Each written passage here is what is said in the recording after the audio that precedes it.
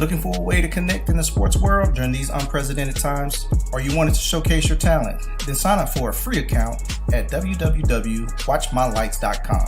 My Lights is a social media sports platform that provides all users with a free way to communicate and share sports highlight videos with anyone around the world. So whether you're a coach and want to easily recruit for your players, an athlete and want to showcase yourself, a parent, grandparent, or sports enthusiast, My Lights has you covered. Users can create a free account to share highlight videos, chat, post, and follow other users. My Lights is the new free social media sports platform the sports world has been waiting for. So go to www.watchmylights.com and get started now.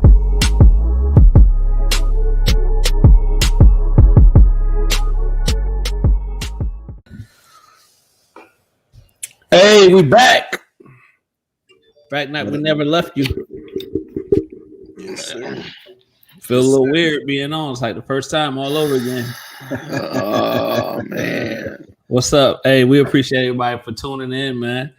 Welcome to Off the Dribble, presented and powered by the Warner Robins All-Stars in association with Off the Dribble Hype South Media Network. What it do, people? What up, KP? What's up, Charles G? What's up, Coach Tat? Hey, man, what up? What's up, man? What's going on? All caps? All caps. All caps. Hey, it's been, what, 3 weeks? 3 weeks. Man, 3 weeks. Yeah, boy. We've 3 been weeks. Cubby Lee. Cubby Lee already. Cubby Lee in the building. Cubby Lee, Cubby, I got to hit you up too, man. Hey, basketball, man. Basketball wrapped up, man. How y'all feeling? Go ahead, Charles. I'll let you go first, Charles. Yeah, I got the youngest group. I'll go ahead, man. So a 2026 group, man. They would say we finished up in July. We did one live period. So just to get them some experience, to kind of see what that atmosphere is like, what they need to get ready for and prepare for over these next 3 or 4 years, because it's about to get real. So, but I learned a lot as a coach, man. I learned a lot. So just dealing with kids, dealing with parents, dealing with refs within the organization. So a lot of takeaways, a lot of in-game adjustments that I learned along the way, man, just how the game is going. And honestly, the biggest thing that I took away, man, is that I was dealing with 13-year-olds and asking them to execute at a high level. So, and that requires patience. So it tested my patience this summer. So, which isn't a bad thing, especially for a first year group coming out the gate, and they performed well. They exceeded what I thought it was going to be. So I knew what challenges came with that, just from starting with KP, how we started off. That first year is always rough, but they exceeded my expectation, and I'm looking forward to next year, man. So successful season for that 2026 group, and they're going to continue to grow, man. So yeah. Hey, one thing I kind of took away out of the live period, so we did 2 of them. We did the first and second live period. And it was always, what's up, Gates? What's up, Gates? What's up? That's major. Hey, we as far as trying to ascend to get to a point to be peaking once we hit the live period. I think that was kind of my biggest takeaway. Everything that we're doing at this point for my age group, which is 8th grade going into 9th grade, we should be using the March to get to these live periods. And this year, I know they were in July, but next year, because the schedule came out, so I think it's in April, right? Mm-hmm. It's scheduled that way right now. Yeah. So, but knowing once we hit July to kind of be peaking, and pushing on all cylinders, as they say. So I thought that was important. So I think we had some good showings. I'm not mad at our showings. I think, like kind of what Charles was saying, I learned a lot. Just the interaction piece. Bruh, playing Thursday through Sunday is a lot. Yeah. Right? Yeah. So I also learned from that standpoint, and I know my guys did as well, as far as taking care of your body, understanding what that process looks like. So you had to get in there and get your feet wet to know that you got games. You got 6 games going on that you got to play and you got to come compete. So by the time Saturday come, you're dead tired. I mean, not Saturday, but Sunday. Well, Saturday too, Saturday evening. But by the time that Sunday game come, you're dead tired. And now still finding something in you to pull out of you to, push forward and execute, man. So great experience all around. Being able to get over to McEachern, see all the college coaches lined up, walking past them outside, inside, sitting right next to them, don't even know what's going, you just like, oh, wow. So I think for the kids that was able to get over there and experience that as well, that was huge. That was a huge deal too, man. Well, your boys played up a grade too. The second, yeah. So the last tournament, the last one we played up a grade, 9th grade, and I had to tell you, I was very impressed with them. I was very, very impressed with them. Not only did we play up a grade, but we only played with 6 or 7 kids the whole weekend. And then the last game we only played with 5 because one of them got hurt. Yeah. So just the fact that they dug in there. Yeah.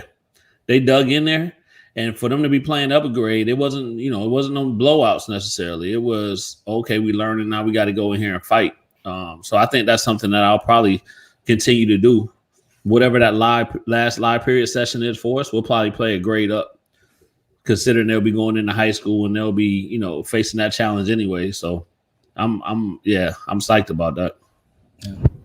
Then Malik played 2 grades up. Malik played 2 grades up. Man. I was super proud of 5 that we had on Sunday, who went out there and played the whole game and did what he does. Yeah. So just for him, man, he looked comfortable. He got to his spots. Like there was everything he did at his age group, he did 2 grades up. Right. So the game was a little bit faster. The kids closing out a little bit faster. At a higher peak, but he still was able to be effective and find impact. And I think the first day, his impact on the game, and that's what I tell him all the time. Look, your shots may not be falling, but they don't stop them feet from moving on defense. So played great on ball defense. Just, and I told him, I was like, look, man, that's what the coach, when you get to high school as a freshman, it ain't going to be you go out and score 18 points. Coach going to facilitate, play on ball defense. Yeah. If you can do that, you'll stay on the court. And I think that was a huge takeaway, I think, for all the guys, right? So yeah, you can't hit the side of a barn, as they say, but how are you still impacting the game? Yep. Are you still digging in on the defensive end? Are you still, and if I can get that effort from you, man, I'm gonna live with the results. As long as I see the efforts and I see what's going on. So let me say this too, man. Just watching 17U boys play, man, the way that you have them playing with taking charges and doing those little things is definitely something that was a takeaway for me as well. That's how you win tough games, right? We may not be the most talented, the most athletic, but there's little things we can do to stay in the game and pull out a late win. So that kudos to you, and that's something that will be enforced moving forward. Emphasize because it was their first year. Yeah. A lot I had to deal with, but I mean, y'all 2 groups, like you said, exceeded expectations, and I watched them from afar, but was also watching them closely as well. Kenny Isaiah played up a couple tournaments with me. Yeah. And y'all have kids that are actually engaged. They're just not along for the ride, and that's why I think y'all are getting results that y'all are getting. Oh yeah, and the effort that y'all are getting because they're engaged. I see a bright future for both of y'all groups. Yeah. Tad, real quick, let me just talk about Isaiah. Last game he scored 29, and it was him finally understanding. Let me go down here and be a beast on this block. And everybody else just kind of identifying it as well and getting him the ball and him finishing. So it wasn't him over dribbling. It was all the things we had talked about during the summer, right? Since we had started in March, he cut a lot of that stuff out, and he was just a beast on the block. Yeah. in that mid range. Yeah. And he ran the floor. So Yes. for me, a big that's running the floor to play defense and finish at the rim, man, I get excited about that, bro. And then again, and another huge takeaway was he would normally get in foul trouble because he's trying to block every shot. We only got 5 people, man. And he was able to stay out of foul trouble, still be effective, and go out there and play. That's the kind of progress that I look for from the beginning of the season to the end of the season, is saying, okay, yeah, we're moving on the right track. And people and viewers that are watching, when we say bigs from Warner Robins, we ain't talking about Team Forest 6'8", 6'9" bigs as 8th graders now. Right. Yeah. We talking 6'4", 6'5". That's what we talking big. And like I said, I mean Isaiah has made strides all this summer. And even when he came up and played with me for a couple of tournaments, he got in there. I think one point he scored double digits. And you know, he's playing 3 grades up. And he's I think he's starting to understand and figure out, you know, how to use that big body. And know how to do just enough. Right. Not overdoing it, but doing just enough. Right. Yeah. And my thing to him was, if you ain't dominating your age group, then they don't need you talking about coming to play up. You got to show signs of dominating your age group first before you. And that's just me. That's just me personally. You got to show dominance in your age group before I even consider bringing you up to play. And along with our roster this year, I was pretty pleased with our group, man. We had I consider as a young group, I think we had 5 2022 kids. Greg was a 2021 kid. We had 2 2024 kids. And 123 kid. Yeah. So I'm telling you, I believe in playing. That last tournament you had more than that though, didn't you? Yeah, because I had a couple of kids that was taking the ACT. Had a couple of kids that was taking the ACT, and a couple of kids that was injured. So, I mean, we finished the last live period with 2024, Greg 2021, Jameer, Jerron 2023s, and then you know, Peanut and Ray 2022. So I mean, I like to play those young guys, get those young guys ready for high school basketball. Summer basketball to me is about preparing them for high school. Yes, we ended that live period so we can try to get those the 2022s that we had and the 2021, those college scholarships, to be able to play in front of those college coaches. But I also want the young kids that are playing up to get that experience of the physicality of the game, the speed of the game. So when they get back to the high school level, then they're ready to play. You ain't got to sit around and wait on that JV game, and they can actually get on the floor and produce, you know, on the varsity level. So that's mainly what I try to do with those young kids. But overall, we had a productive live period, man. Peanut and Ray shot the ball exceptionally well. Cam Perkins played well. Caleb played well. Greg Jones, he played well. I think Peanut ended up averaging about 19 a game. I think we played 14 games during the live period. Played 14 games, and I think he hit 54 threes. Wow! So he shot the mess out of the basketball. I think Ray averaged like 12 points a game. Greg averaged like 15 points a game during the live period. So those kids played well, man, and I think they deserve a shot, you know, on the next level. But I mean, you know, we working toward that. Work doesn't stop here. They've been asked, but not to cut you off, brother, but when you get done, we got to put the cup up, the red cup up, man. Because I want to jump on the topic real quick. All right, cool. Before it slipped my mind. Before it slipped my mind, I just want to put that out there. All right. Well, hey, Miss Hey, Deborah. Miss Deborah. How you doing, Miss Deborah? But yeah, but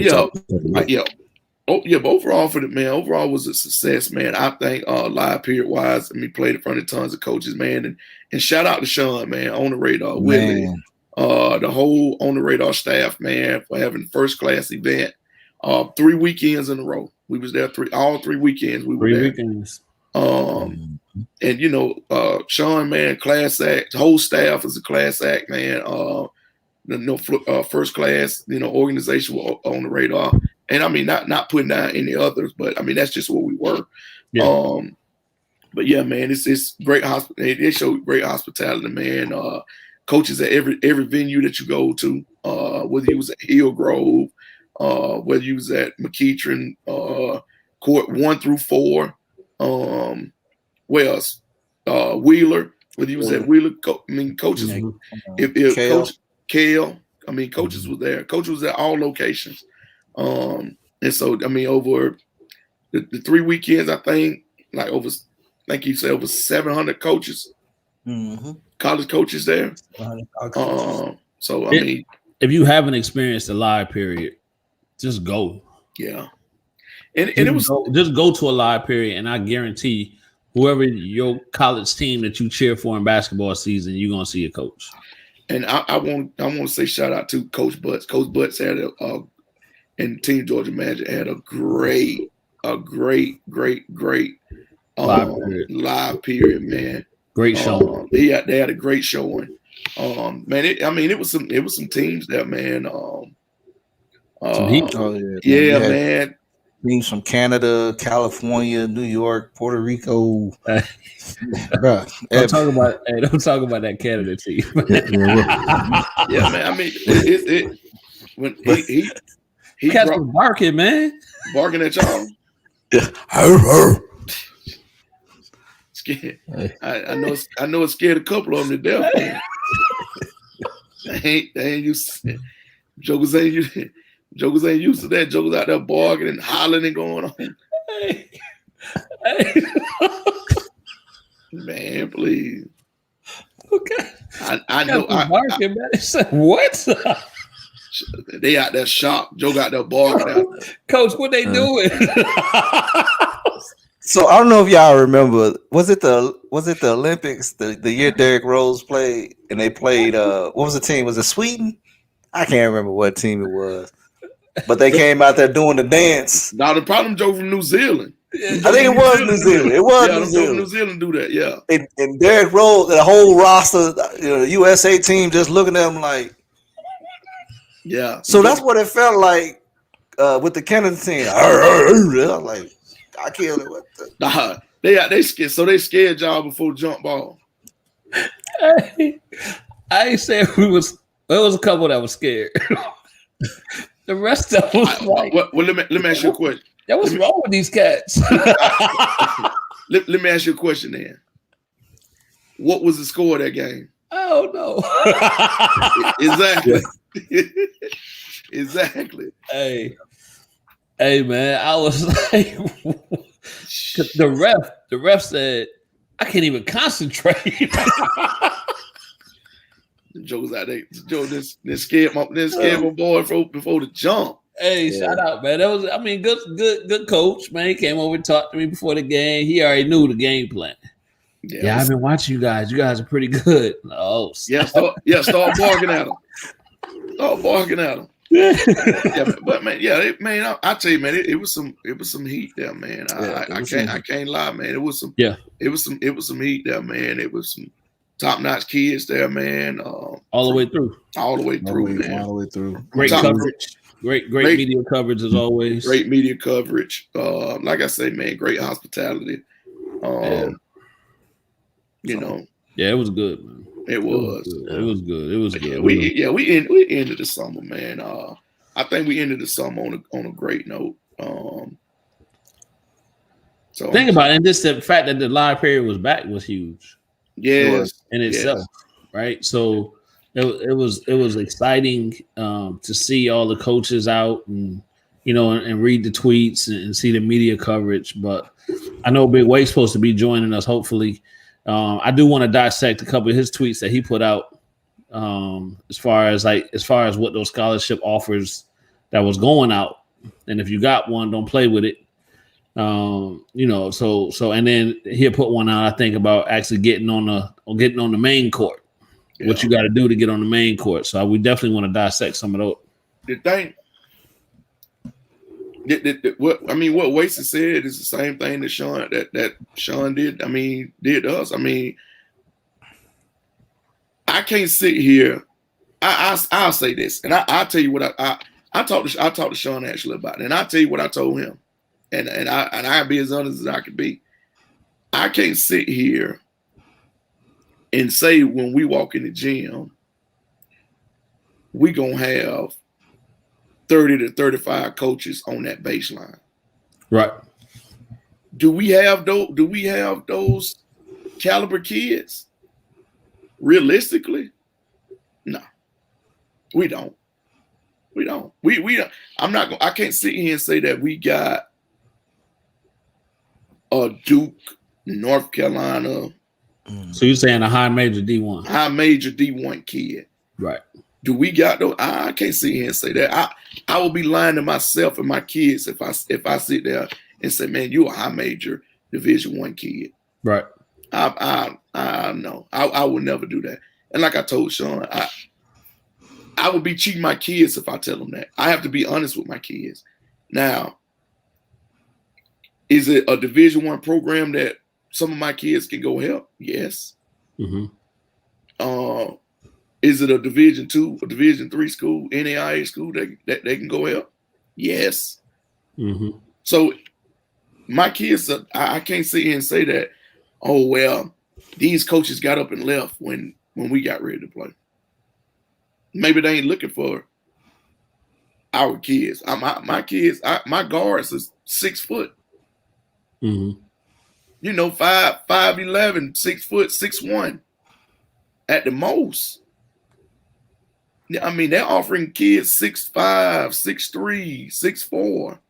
So those high major schools ain't looking for no 6 foot guard. Right. You know what I'm saying? Yeah. So sometimes I think you have to be realistic with your kids. And I don't think a lot of people are realistic with their kids. And I could be wrong. But I think some people get caught up in the hype of it. Yeah, and I talked to a kid that wasn't even my kid. I talked with him before I left Sunday. I talked with him and I told him, man, just stay the course. Good things are gonna happen for you because you're a good kid. Mm-hmm. You know what I'm saying? Because you do things the right way. First and foremost, you got your grades. Mm-hmm. You can't worry about what the next man, if he got off. You can't worry about that. You got to go work until you get yours. Yeah. So let me ask this. I want to ask a question, Tat. I'm gonna put this up here. So, Coach Hicks, and most folks are not realistic. One of the shout out to Coach, man. He had a great live period too. Yes. Shout out to Coach Hicks, man. Coach Hicks, I'm telling you, Coach Hicks, and he been grinding. He's been grinding, and he's grinding for his kids too. That's the main thing. He's grinding for his. I can tell you this. He ain't asking for no favors. Right.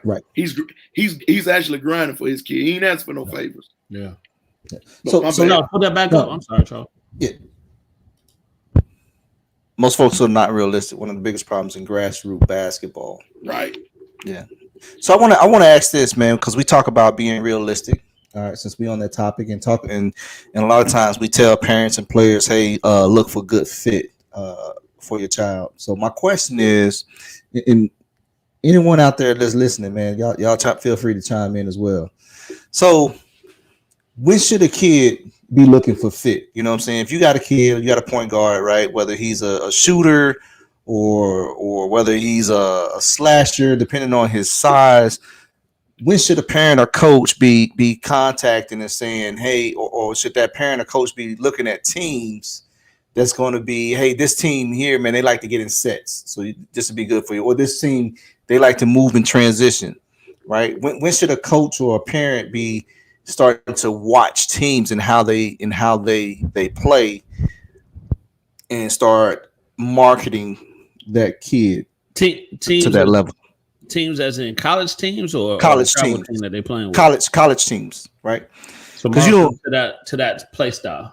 Yeah, but to that play style, there's going to be a good fit that they're going to focus on their strength. Or is that a thing? Well, yeah, it is a thing. And actually, I actually had a coach to reach out to me and was talking about like what you said, their style of play.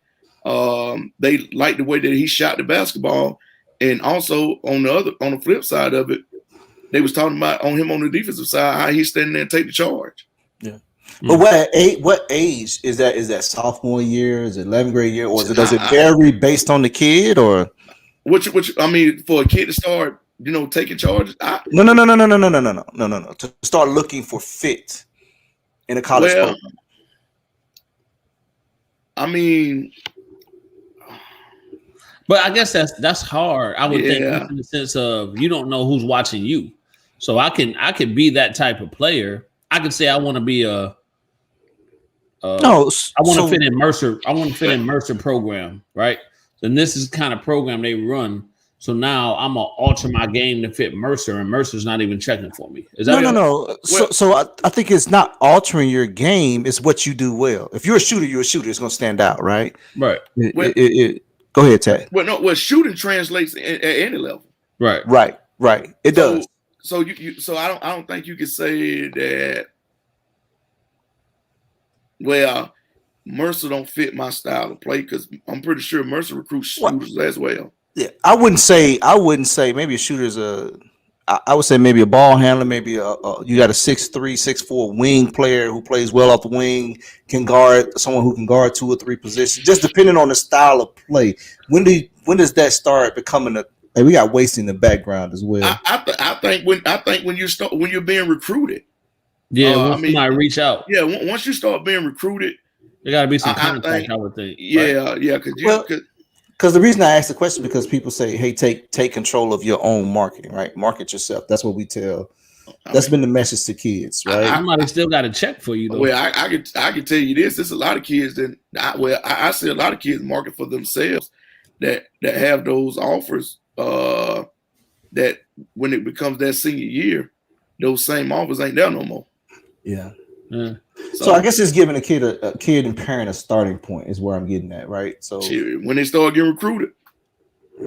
Yeah. Hey, real quick, man. Introduce you to the show. Big bro on the show. Big Waits. What's up? What's up, man? Pat, man. I see how you looking, bro. Trying to get my bow-legged on, man. Hey, Waits, I seen it earlier. You don't fooled everybody again, but it's all good. Hey, my boy, my boy just got off the treadmill, then you what? Hey, man, I have to try to do a little something, man. Try to get a little bow-legged, man. You about to get bow-legged on. I still got the hair, man. I just messing with him, man. I got a little bit long. I'm holding on for a little bit. I'm holding on for dear life. Hey, wait. You know, after I seen the picture, I hit Tat and Charles. I said, did he really cut it this time? Look at your boy Quinn. Chris ain't thought you had an easy steam. Oh, nah, man. I was just messing with him. He still got dreads. Yeah, Duke. Wait, what's up, man? Shout out to Coach Arnett. What y'all got going, man? I don't know. Done. Wait, we just talking about the live period, man. Just talking about the live period, how well it was, how we all learned something from it with our younger groups, and how we move forward on that, man. Hey, but Charles got a question for you. Charles got a question that he posed. I don't know if you heard it in the background or not, but Charles hit Waste with that. Yeah. So my question was, man, we talk about kids looking for fit. We talk about and as far as fit goes, if you got a college program that is looking for a kid who plays in transition well, right? At what age or at what point should a kid start marketing himself towards those type of college programs that are looking for his particular skill that he does well? At what age is that, right? So, or does it matter, or is it dependent on the kid? I don't know. Well, I think a kid should always work on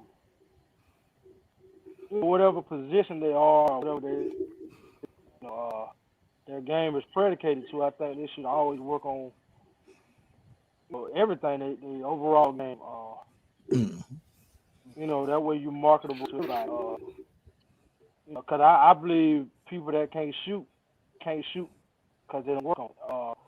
Or people who don't run the lanes or don't run transition. I believe that they're not good at it because that ain't what they work on. You are good at what you work on. So I feel like you're a perimeter guy. And coach say he's looking for a guy who run the wing. Then you learn to run the wing. You need a ball handler. You need to learn how to ball. I feel like you need to be marketable to everybody for whatever they need. That way you won't limit yourself. Mm-hmm. Yeah. And then the same thing for bigs. If you're 6'9", 6'10", and they want you to be able to pick and pop, hey, you need to work on pick and pop. If they want you to play with back to the basket, you need to work on all that. You know what I'm saying? Right, but does that? Of course, you work on your all-around game all the time, right? But then does that piece happen once you get identified? As in, once now you have contact with a coach or somebody's talking to you and they say, hey, we're interested in you, but we're looking for you to do back to the basket versus pick and pop. This is where we need a player at. Can you fit that? At that point, do you kind of shift towards that playing style? Yeah, I think you continue to show them that you can play that style, but don't abandon the rest of your game though.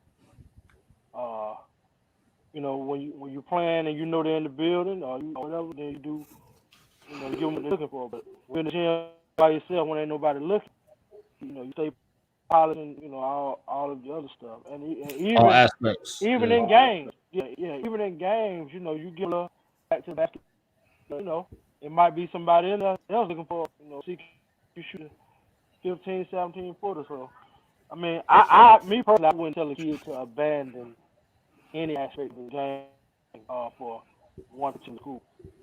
Yeah. Yeah. So yeah, I think the moral of the story, versatile is recruitable. The more versatile you are, the more recruitable you are. So more marketable that way, in my more opinion. marketable, yeah. Now you're a senior and the clock running out on you, and you only have that particular coach talking to you, and he say, hey, I need to see this, then that's what you're showing.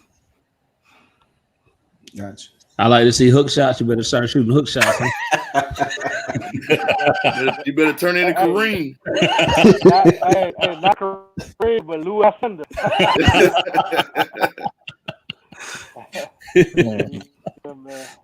Oh yeah. Hey, Waste. I mentioned it earlier before you logged in, man. But a couple of tweets you put out, and more so as far as being able to get on that court to be seen, to playing on the main court versus the back gym or the auxiliary gym. You want to kind of expound on that a little bit? Everybody, some people are fortunate enough to have guys, AI or guys, and a reputation along with it. So it may look like, I don't think it came overnight, but I think some of that stuff has been years and years of work, and now they're just reaping the benefit of, consistency. It's always having, a good program and some kids that coaches want to see. But for me, when I put it out, I was just speaking for my personal experience, man.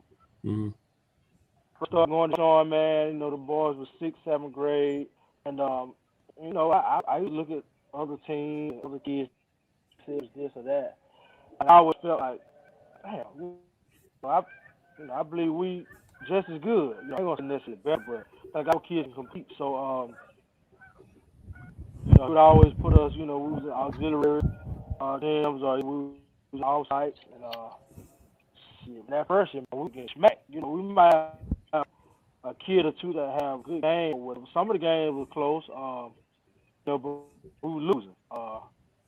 And so I really have a leg to stand on. So that next year, I think they were 8th grade. And, they started to kind of beat some of the teams who, who supposed to have reputation, but we were still like, playing like an offsite. And, I called Sean. I was like, hey, man, boy, they doing a little better, man. When can we get, in main gym? And it was two things he told me. The first thing what I tweeted was he started saying, when were you at? When were you at first? And then, then we'll come back to the table. So we did that. And then another thing that said that and I think this is also important, but I didn't tweet it. At the time, they were 8th grade, maybe going to the ninth, something like that, and it ain't their turn yet. You know what I'm saying? The live period is for, it's for everybody. It's really for them to get their feet wet at that young age, not necessarily to be on the main court in front of all the coaches at that age. And when I talk about it, it made sense. It made sense. And so I took it back to my parents and to the boys, and I was like, look, when our time comes, we got to be ready. Another year or 2 weeks, 10th grade, stuff like that, we got to be ready. And so y'all got work because if we losing against Smack, then we ain't competing, then don't nobody want to see that. And so they went to work, and like I said, we eventually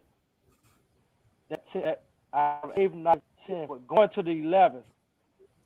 No, going to the 10th grade, we collaborated with Team Georgia Magic, who already had that reputation for being on the main court.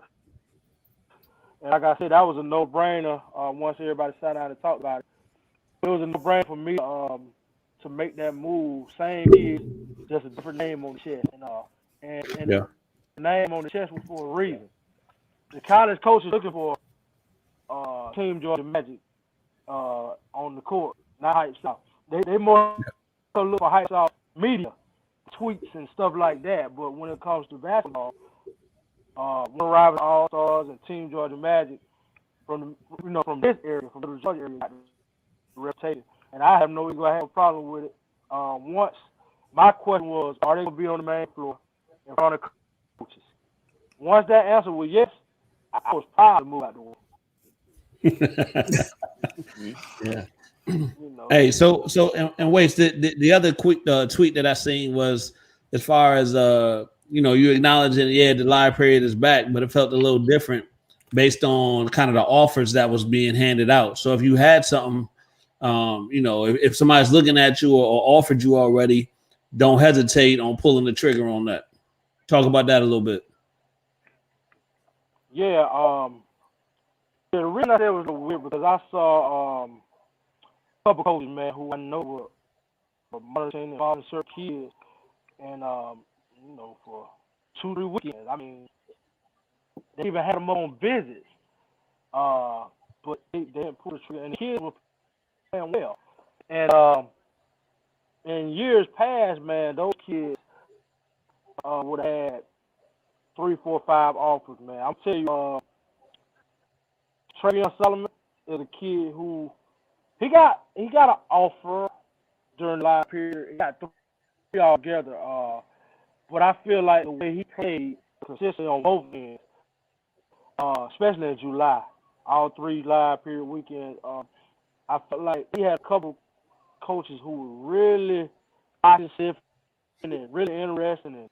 But for whatever reason, it was like they just wouldn't pull that trigger with the offer, man. And, I think that's a direct result of the climate, man, with the transfer, man. I tell you, some of these coaches are holding off because they feel like, okay, 6-foot point guard, he's really good, but how many of them will be available once that transfer portal opens? That had that kind of experience and stuff like that. So I think that really made it weird and kind of hurt a lot of the high school kids. Pat, y'all got a kid, 2 kids I felt like would at least had a NAIA look or something like that who shot. I mean, so Jordan Key kid, Rayshon Williams, man, those kids, man, I mean, they shot it at a real high level. Not necessarily saying they high level, high major kids or anything like that, but I know I saw some lower level coaches that are looking and I know they like what they saw. But for whatever reason, man, they just they'll call and say, hey, we're gonna fly, but they. I think they're holding off, waiting on that transfer portal. So I had a conversation, man, with a couple kids and their parents and stuff, and I just told them, got something, man, go ahead and sort through it, see what you like, see who real, see who ain't real, and then I would say, man, in my opinion, I would say by September you need to be, committing, and then you need to be signing in November because the way it is not long to wait, some of them opportunities will be there when come around. Yeah. Hey, so wait, you brought up the transfer portal a couple times. So is there a window of when coaches can look at the transfer portal and say, this is what I want, or potentially go after a kid? And if that doesn't happen, now they can come back after a kid they may have seen in a live period or somebody they had on their list? I think that window is normally after season, after the NCAA tournaments in. I don't know the specific dates, but right. If I'm understanding it right, and right after that, and then this year, I think it's the last, I don't know the exact date, but they do have a cutoff date, the players, as far as when they can put the name in and out. I don't know, but I know it's after that, after the tournament, which is probably around March, whatever, and it'll probably go to I'm thinking June maybe. They're looking in the transfer, if I'm not mistaken. I think that's that window. I don't know the date, but I do know it's starts and cutoffs on it. Yeah. Hey, so let me say this as far as what the transfer portal is. So if we got some folks watching the show and really not sure what we're talking about when we mention transfer portal, it's a avenue for kids that were already in the college to pretty much say whatever the fit was where they were at, right? To leave that college and kind of put their name back in the hat to be re-recruited.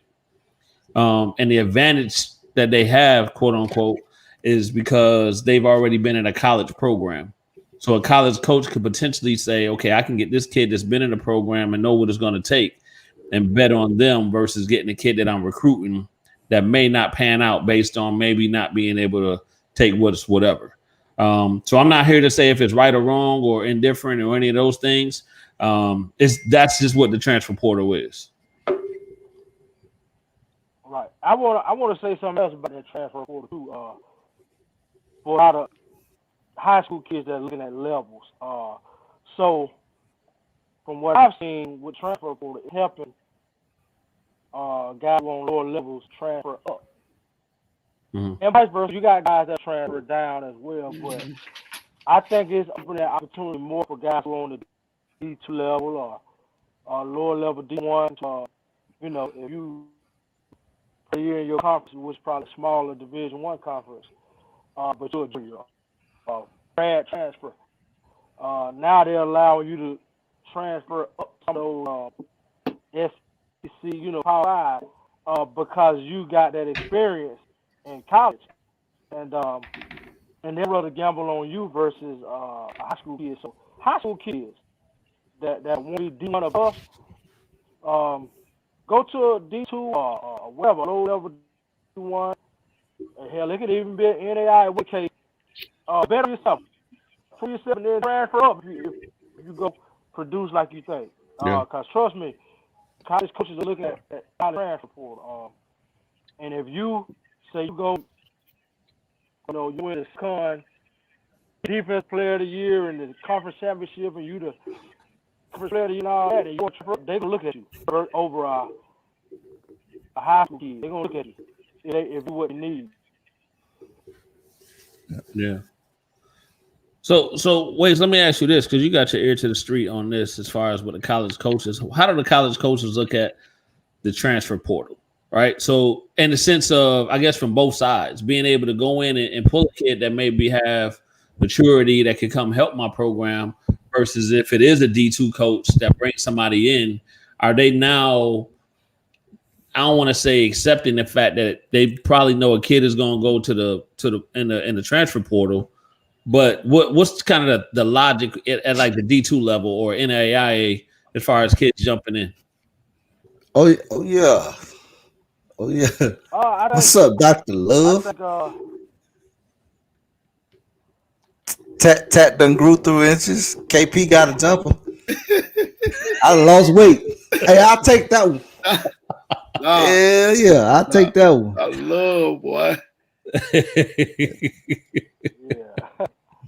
But no, I think KP, What's I up, think they're Sid? looking for proven guys. Yeah, I just think they're looking for guys, man. Guys. Yeah, I just think that's what it is. They're looking for proven guys, especially some of those, D2 or NAI. They got a guy who, who's at Division I level, but he wasn't really happy with his minutes. But he probably, had 6-7 points, played a lot of minutes. He can come to their league and be a star. Right. They fit. They're gonna lower level schools, in my opinion, gonna always look at the transfer.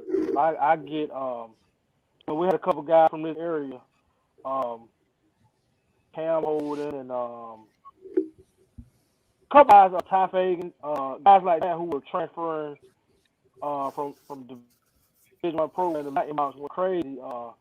From NAIA school. Hey man, what you think? Da da da da.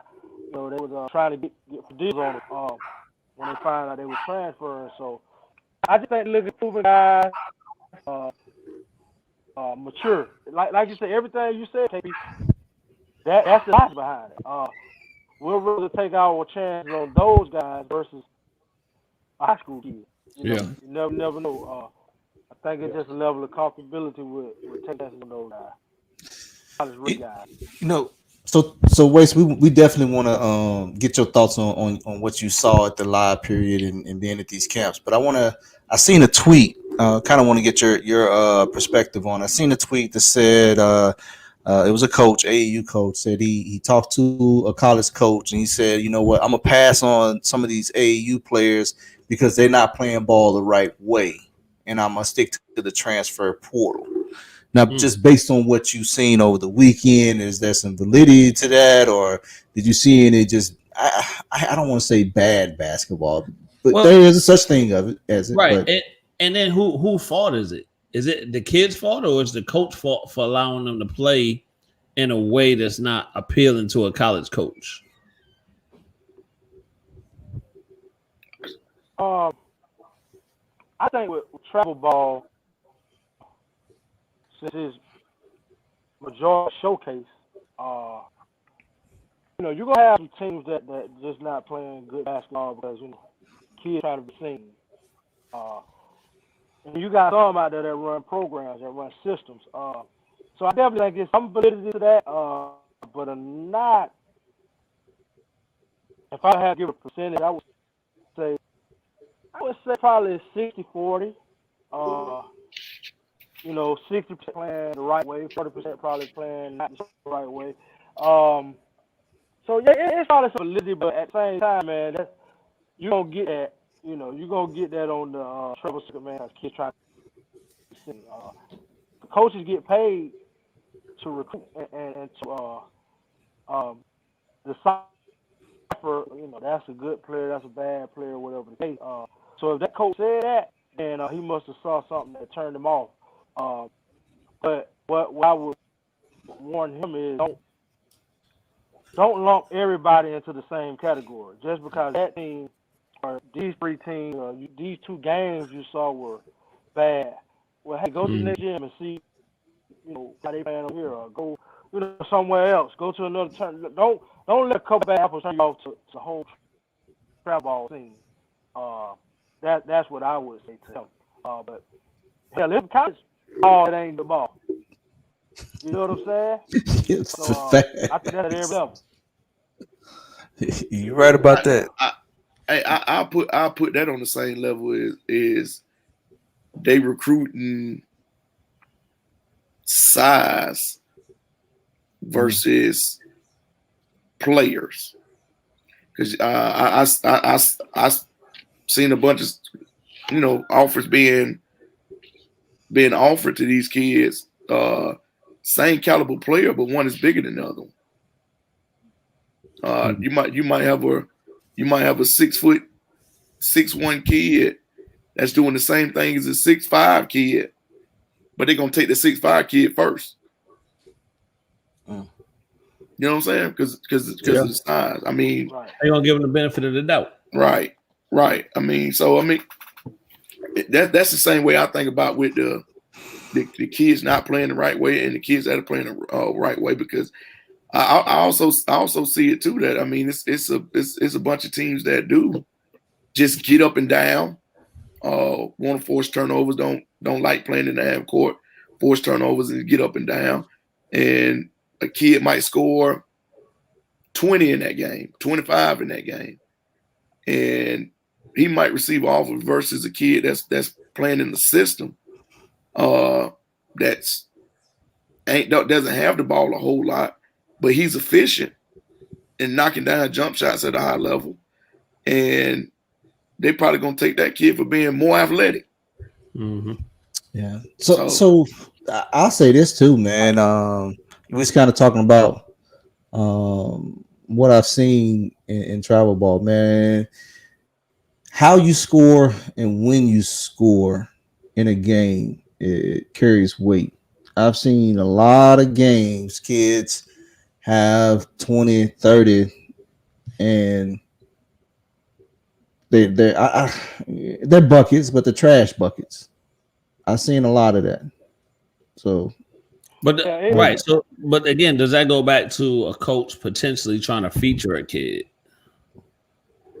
Right. So it's letting them get away with a little bit more, and maybe not playing the right way and more ball hoggish.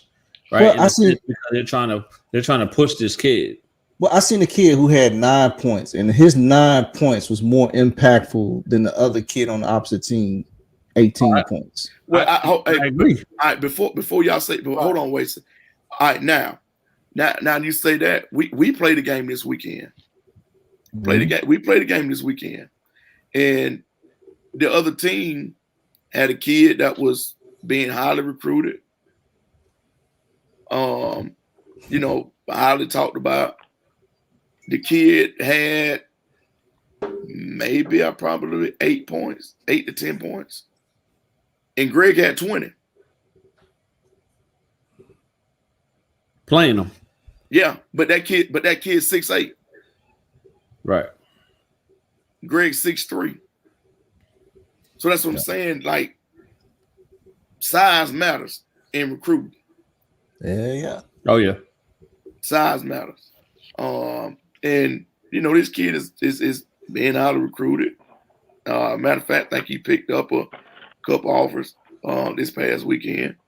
But I mean, on the floor, head to head, Greg got played him. Yeah. But well, I'm gonna say that goes back with me and Hartnett say all the time, man, about what Charles was just talking about scoring. All baskets is not created equal, man. Right. Yeah. So similar to what you said, Charles.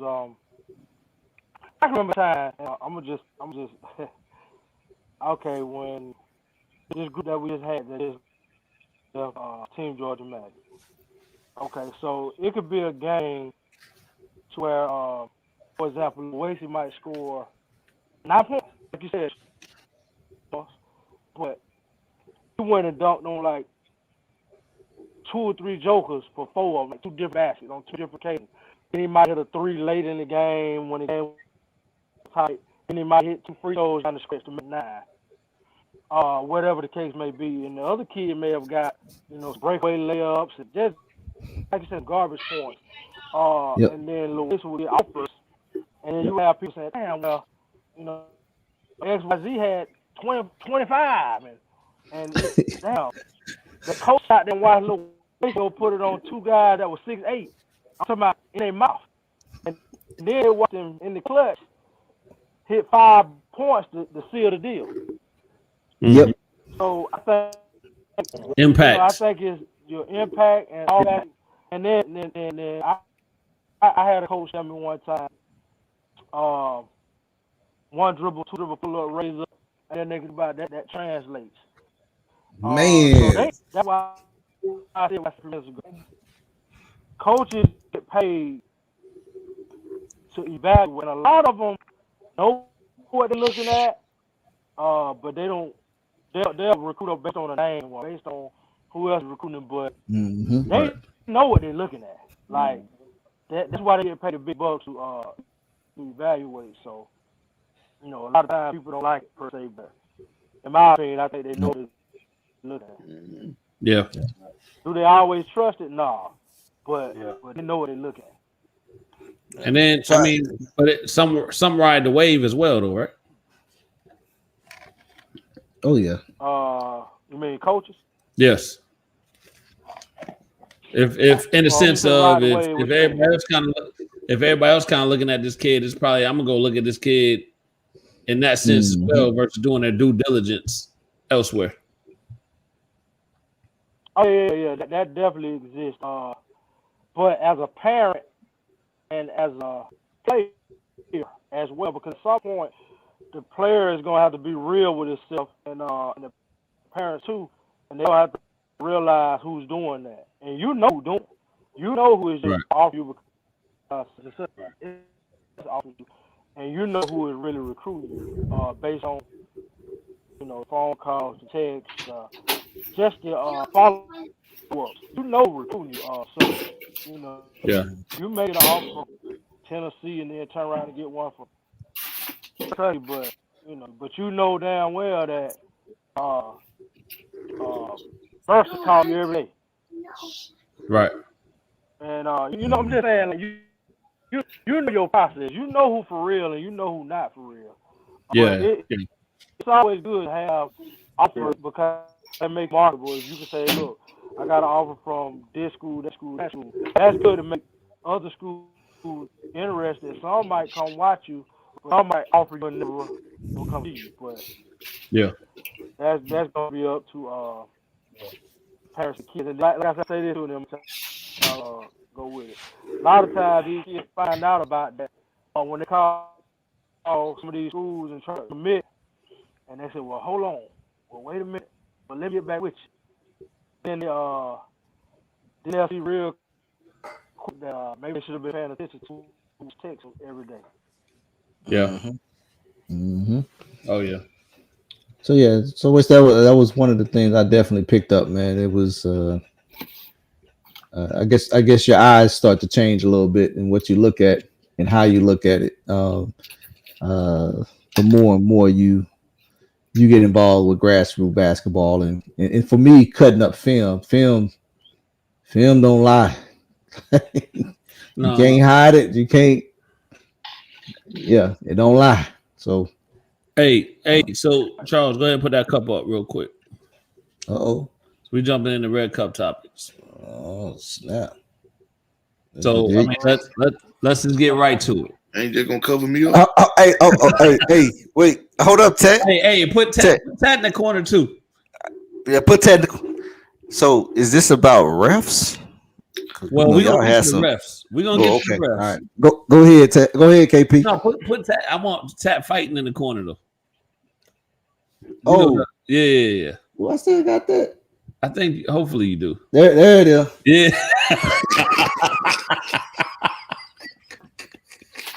Hey, so before we get to that red cup topic, there was some instances in the last couple of tournaments with the referees. I mean, we can admit to it, right? I had a little situation, right? And Coach Tat had a little situation too. Actually, Coach Tat took his ball and left. Now, that I had to. Okay, then when you get finished, I had to tell you. I had to tell y'all what happened. I tell y'all what happened. You understand why? So I had a and this is kind of go with the red cup topics, right? Please tell me, how do we get these officials to be regulated? Something. How can we do it, please? Because I have one that if I ever see him on a court again that I'm playing on, I'm not playing that game. They're gonna have to switch officials. Well, other game has already started. They're gonna have to call the time. Somebody gonna have to call the timeout on a dead ball, and I need one of them officials from that court to come over because I will not play with this official anymore ever. So let me tell y'all, viewers, KP come with gang because his wife about it. It ain't just KP you gotta worry about. It ain't just KP. listen. Yeah, so I got two texts thrown out the gym, and the ref got a security escort out the gym back door. But that's a whole other story. I'm not advocating violence in any kind of way, but I'm gonna protect my players. And when you ain't calling fouls, and the game is getting out of hand, and your partner telling me, Coach, I know, I'll try to start calling his area some. I'll try to do these things, but that's not really my area. All of that. And then a couple other refs say the same thing. Yeah, I ref with him earlier, and he's having the same issues. Man, come on. Hey, check now. Hold on, Coach. Who game he was at? He was at my game. Yeah. Chat. Well, I mean, it was mine was I don't know what I listen. I just tell you what happened was. What happened was. Yeah, what happened was, and Coach can vouch for me. A kid, it was, and I tell you this, it was about 12 minutes left on the clock. The score ended up being 13-6. So, all right, make a long story short. All right, a player from another team pushed one of my kids, pushed Cam Perkins twice in the open floor during the dead ball. Two hands. It was a charge first, right? Yeah, it was a charge. The kid got a charge first. You know, we all right, go help the kid up. They walking back, getting set. The kid turned and pushed Cam twice. Pushed him twice. Now remember, twice. All right, referee runs up, gives him a technical foul. All right. Now Greg runs up. By that time, I'm on the floor, and I move Greg back. You know, and then calling my kids over to the bench area. All right. Referee comes over and say, all right, I'm throwing 13 out, which was my kid Greg, which didn't have anything to do with the fight or the pushing. And I'm throwing him out, and I'm giving two of your other kids technical fouls. And I'm looking like, whoa, well, who are you giving the technical foul to? And mind you, players left their bench as well. Yeah. Now he gave 3 of my kids technical fouls, which Cam was the one that got pushed and didn't push in and didn't push back or anything. Gave him a technical foul. A kid that wasn't even on the floor, which was Caleb, gave him a technical foul. Not for running off the bench, but just say number 11 got a technical foul, which he wasn't on the floor. All right. They in turn gave the other kid from the other team, gave him a technical foul, and a kid ran off of their bench, and they gave him a technical foul. And all right, they explained the technical foul situation, which was fine, the foul shots or whatever. So I asked the ref, why are you throwing my kid 13 out of the game? He told me enticing the fight. All right, cool. Why did you give their kid a technical foul? He said enticing the fight. So I in turn say then, why are you throwing my kid out for enticing the fight? And he did the same thing, which he actually pushed the kid twice, and you didn't throw him out. He told me that wasn't the same thing. If you know me, if anybody knows me, no, that ain't gonna fly. No. We're not gonna do that. All right. So that conversation went on. The evaluator the ref was getting evaluated. The evaluator comes down there. So when she comes down there, she started explaining the foul shots, and I told her, I don't care about no foul shots. I know the rules on the foul shot. We got 3 technical fouls, they got 2. All right, they shoot 2 technicals and get the ball. I understand that. I don't care about that. I'm trying to figure out why is my 13 being thrown out. She said he's not supposed to be thrown out. And I told her, I said, well, you need to talk to the one that you evaluating over there. Well, she calls him over. And I asked again, standing right there in front of her, why did you throw my 13 out, enticing the fight? Why did you throw their 5 out? Why did you give that 5 a technical for enticing the fight? I said, okay, then. So You threw mine out, but not him. Right. I said, all right, Miss Evaluator, did you hear that? He looked me dead in my eyes, standing right there, and said, I didn't say that. And that just blew a gasket for me. I told him, you a lie. You a lie. You did just say that. All three of us heard you. Right. And he gonna tell me, no, I didn't say that. Turn around and walk off. That don't sit well with me. So I walked to the end where he was, and told him, you a liar. You stood right here in front of all these people and lied. He told me why. Well, you got to go. You got to get out. Well, me being who I am, I told him I paid to get in this tournament. I ain't going nowhere. I told him, you put me out there. So what they did was they got together and said, all right, and they asked for a game manager to come down there. And Willie came down there and said, he ain't going. No, he ain't got to go. Right. And so then they said, well, if he ain't going, then we ain't reffing the game. So I said, all right, cool.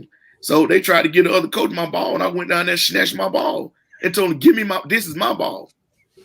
And I put my ball in the bag and we left. Yo, we ain't no punks, man. I don't know what's wrong with these referees, bro. Well, I mean, I'm not gonna lump all the referees together because you have some great referees out there. Yeah, you do. They communicate and they talk, and you know what I mean. And the game goes the way it's supposed to go. It's the ones that I don't know what's wrong with you. You don't feel like being here anymore, or you just got an attitude just because you got this striped shirt on, and then it turns into something totally different. Nah, this is my thing. This is my thing. I would have been fine if he just said, listen, I made a mistake. 13's not being thrown out.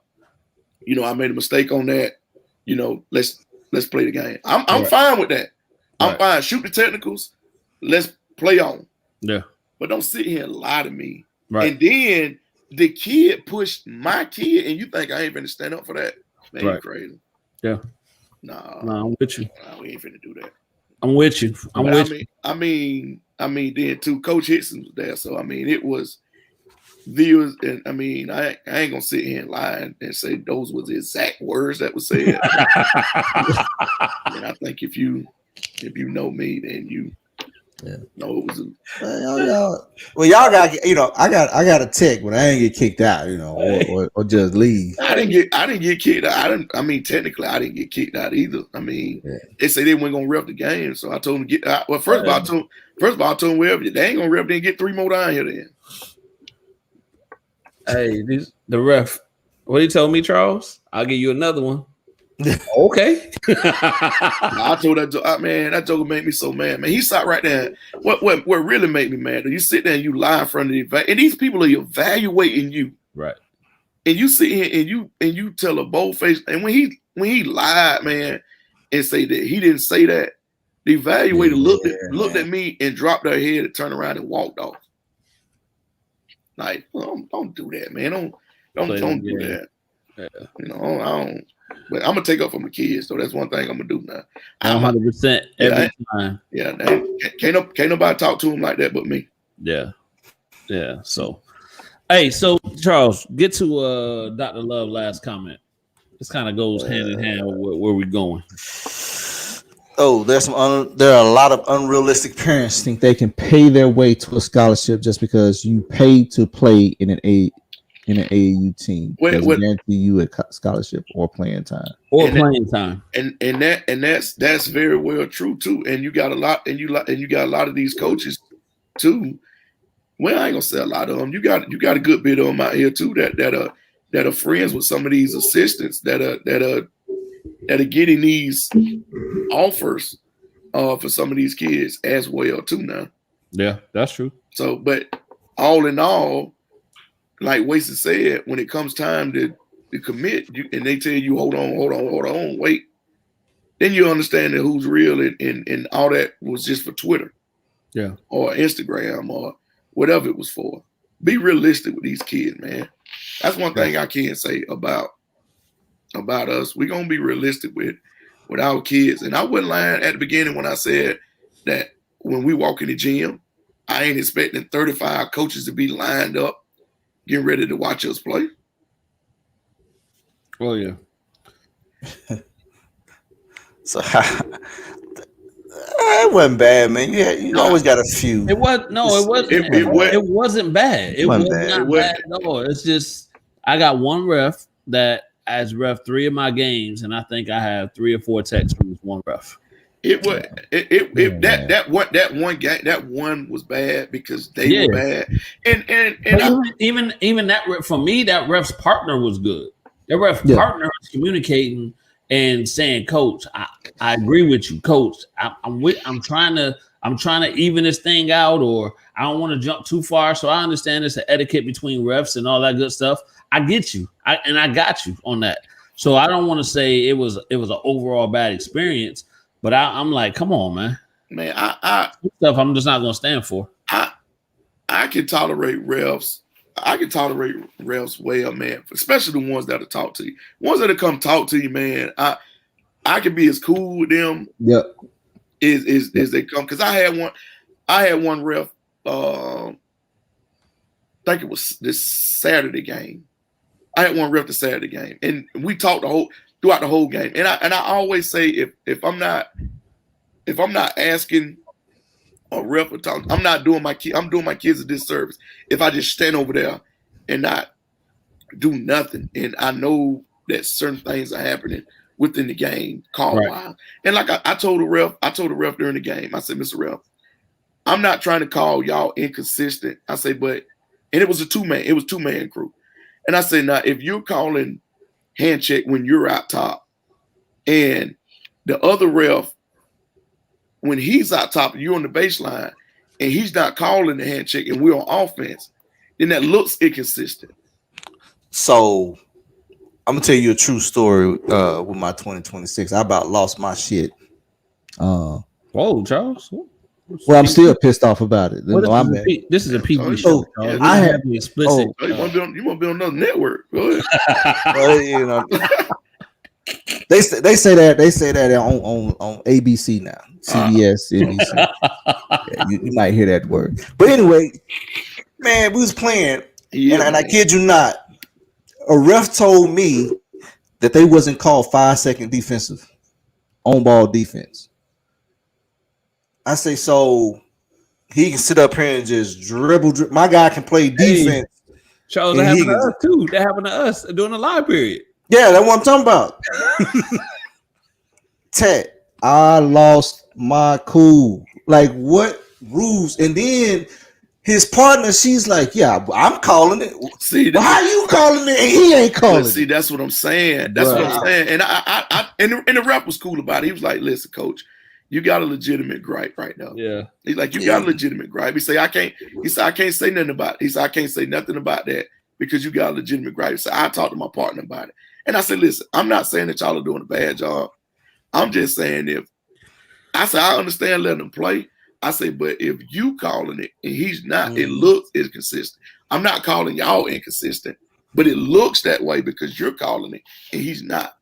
And then, he talked to his partner and then, they didn't call it, and I'm fine with it. So they was letting them play. So we both playing with the handshake. Physical. So that That happened to be one of the games. Zoom call. It was a Zoom call for the tournament, and they discussed no 5-second calls. That's what he said. That's what he said. That's what he told. But they tell you before the game that we're playing GH. That's what I told him. Yeah, man. But I mean, so then I had a coach. I had a ref. So, and I don't mind. I don't mind. Just let me know how we playing. Right? If we playing physical, we playing physical. So they pushed. Kid came down. It was a loose ball. He straight pushed my guy and got the loose ball. No foul call. Right? Because my guy was a little bit smaller. He pushed him out the way. Got the ball. All right. So one of my bigger guys comes scrambling for the ball. It's still kind of loose. He bumps him. Now you call fouls. So now I get it. Now I'm pissed off. And I'm cussing out the ref. What about the first one? And I hear, I go back and watch the video. I hear people saying that's a foul. I ain't negating it wasn't a foul, but the first one was a foul. Yeah. The first one met the same criteria as a foul. Was my argument for those people who was at that game. Hey, Charles, I'm gonna tell you.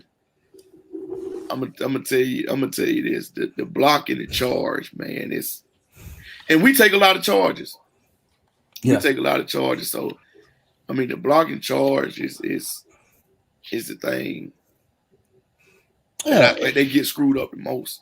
They do. But it's an imperfect science, right? So we're all humans, and we understand that piece, but it's the continuous inconsistency. That's what I would say. Yeah, and I tend to lose my cool when I see that. Like you know what I'm saying? I ain't funny. Yeah. Hey, wait. I think Waste at the top of that. You want to bring up 2 red cup. Oh, let's get this out the way. You got a red cup, Waste? I think he on mute.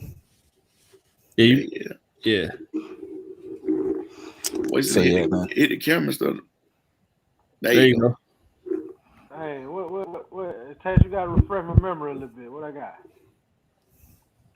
Your top groups, teams. Oh, teams. Okay. Oh man. Well, I'm gonna just say what I saw. The top independent teams that I saw. You know, and this man, I mean, like I said, I didn't see everybody, but I saw quite a few. For me, man, I'm gonna base it off of play, offers being extended to kids, wins and losses as well. I think all of those are important. But I would say the top independent team for me, in my opinion, and I'm gonna just say Georgia. I ain't gonna say independent period in Georgia. I would say Team Dixon, just based on the fact of they got kids submitting, kids getting offers, on multiple teams, not just at 17U, but all of 15U, 16U, 17. They all kind of win, and they get offers. And, I mean, I think each of those are what you play for. Right. So me, I would Team Dixon. Georgia legacy this year, this summer were real good. And much like Dixon, they got it done very fast. Losses, not losses, but wins. I mean, lost some, but wins. They definitely won when they lost. They got quality kids, man, who they got them offers and stuff like that. I was impressed with what I saw of the legacy, and they were consistent, throughout. So that right there, I put them right up there. I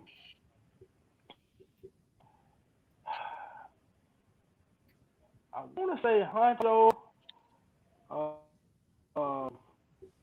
but I probably would give Georgia Canes a little edge. Something was real weird about the Georgia Canes. I think that the Georgia Canes won at a high level this summer. And I know they had some kids who, especially during the first session, to sign, like some of those, they had an unsigned group in April. I think some of those kids ended up getting a couple signings somewhere, stuff like that. But in July, I mean, it goes back to what I said was kind of weird. They had a couple kids who I thought for sure would have had offers. For whatever reason, it just didn't come to fruition, man. And I thought they played real well. They competed. They won some big games. Coach was at all games, so I couldn't understand what was going on with the offers. So to me, that would kind of put them a notch behind those two names. Huncho was good. Huncho was solid.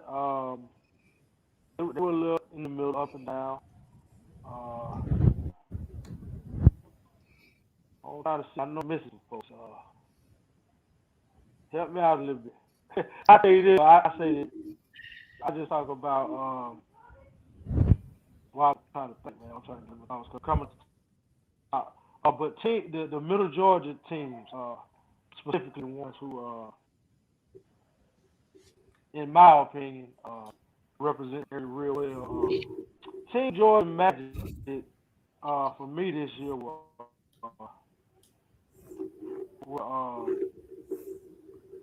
April. They were kind of trying to find themselves a little bit. So they struggled. They were hit and miss.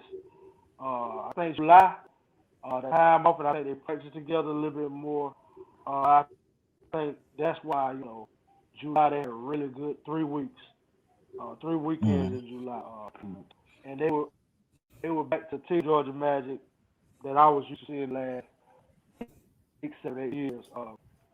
So I think they got it together going into to finish this somehow.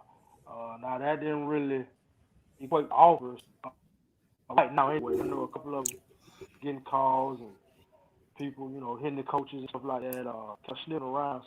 So hopefully, some of them kids, get something, before the season out. Warner Robins All Stars, I think y'all did the reverse. I think in April y'all was real strong in April. As far as just executing, running the system that y'all run, it worked, man. I mean, it was thinking. I know you a couple times like, oh, you sure got them playing, Now July, I don't know. I don't know what happened in July. I think y'all ended well, finishing 2-2 that last weekend. Some of the kids figured it out as far as shooting the ball, and it seemed like they started selling their roles a little bit better. I would even go as far to say we had another month, maybe a couple more tournaments. Those guys, man, especially them shooters, man.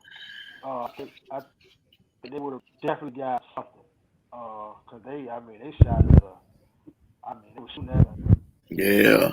So, but it wasn't normal as far as wins go. I'll say as far as losses go, I think y'all lost a little bit more this summer. Y'all only lose. Yeah. We did, man. But I mean, like you said, man, we played well. We played well in April. July, in July, we had the first live period we lost those first 2 and won 4 straight. The second one, I think we won 1, lost 3, and then this one went 2 and 2.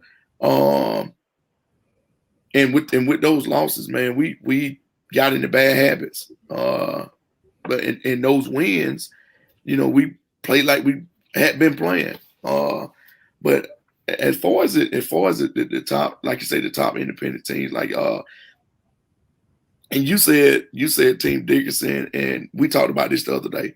And I said Georgia Legacy. I watched Team Dickinson. I watched Georgia Legacy. Georgia Legacy played them hell of a basketball. Especially this summer. Team Dickinson as well, like you said. Georgia Canes played well. Georgia Canes played well in April, and they played well in July right here. Team Georgia Magic played exceptionally well this July versus the April. Team Huncho, I really consider Team Huncho right around the sponsored team, which they don't have that, I guess, that shoe deal. Yeah, like a hybrid. Yeah, and Core Four, I watched them play. They played well in July. I didn't really see them in April. Yeah, that came from. Dr. Love got a comment about Core 4. Yeah, but for me, Core 4, I think I don't know. I guess when the guy made the uproar on Twitter, I guess that made me kind of watch him a little bit, pay him a little bit of attention. To be honest, it was really before that tweet and him and we said it kind of gave everybody, you know, kind of got everybody's attention. I just be personally, I didn't really see much or hear much about before. So when he did that, that actually worked. Right. And I think it worked in his favor because he lost one game by 3 points, and he asked for anybody. I think Georgia Legacy beat him by 3 points, but he beat everybody else. And then all of a sudden now, you know, I'm seeing tweet about 4-4, and some of the guys are starting. And before that, I'll tell you, I don't know if I was just missing it, but I didn't really see much about them until he, you know, made a statement. And for me, I think it went 4-1, 5-1, something like that. I don't know, but they didn't lose one game, and they played some stiff competition on the independent level. So, I mean, I don't have a problem with him saying that, if that's how you feel.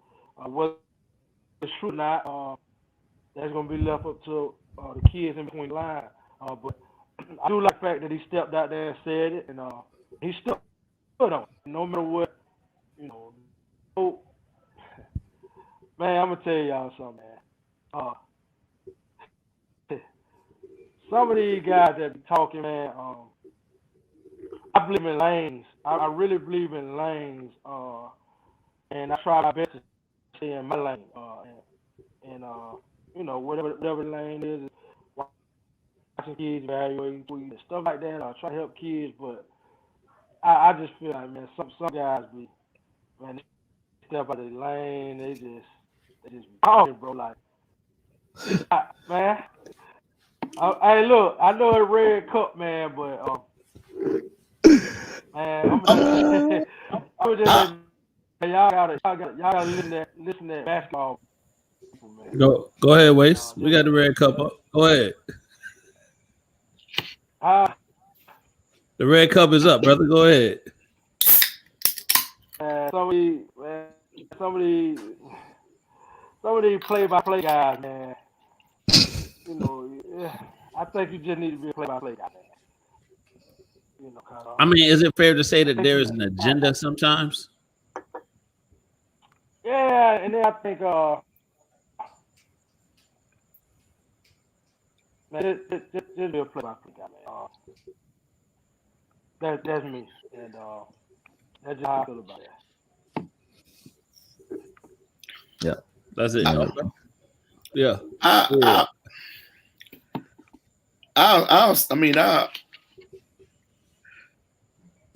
It's just me. I mean, I would, like you say, it worked for Core 4 guy. It worked for him, and then too, you know, they were playing good basketball too.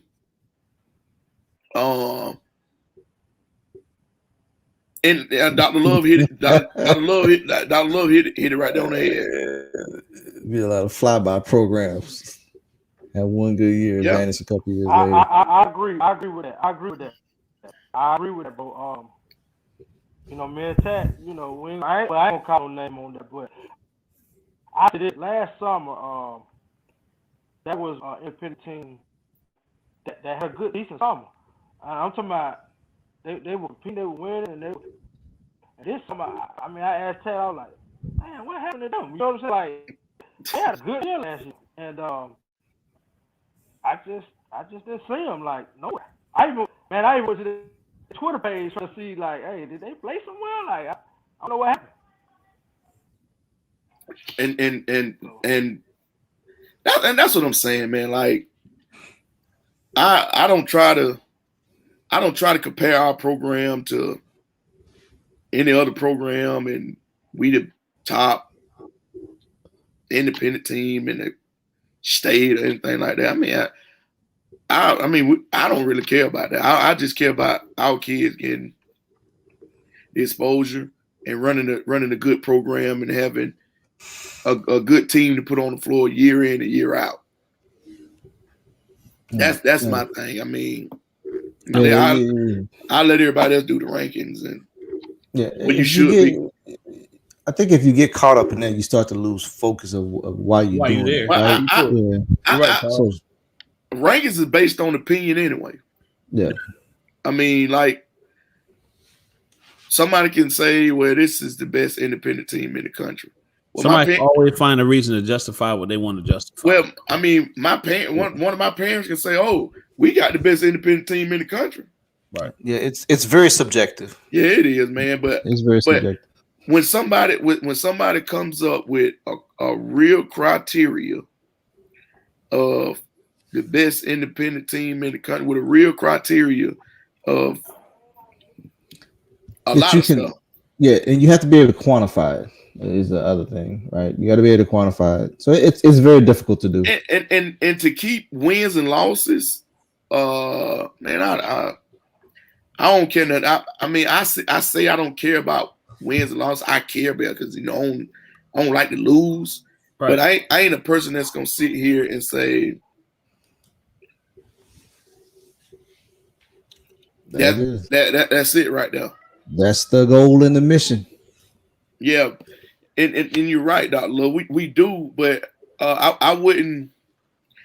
I don't know, man. I guess if we just different, in different goals to our program, and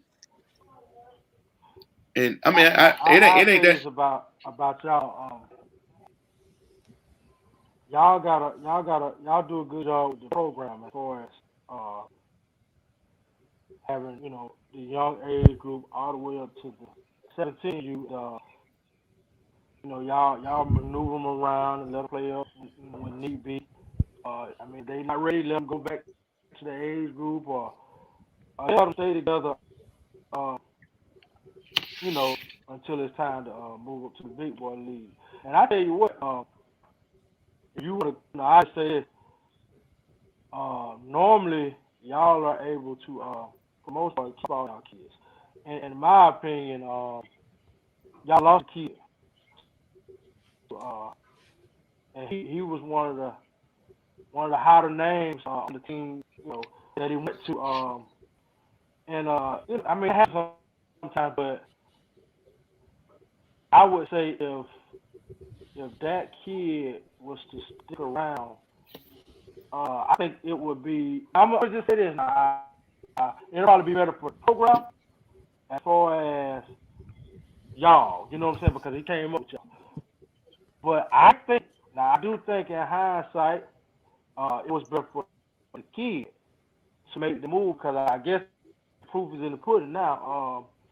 It looks like it was a good move for them for time being, and hopefully, for the foreseeable future, I hope it works.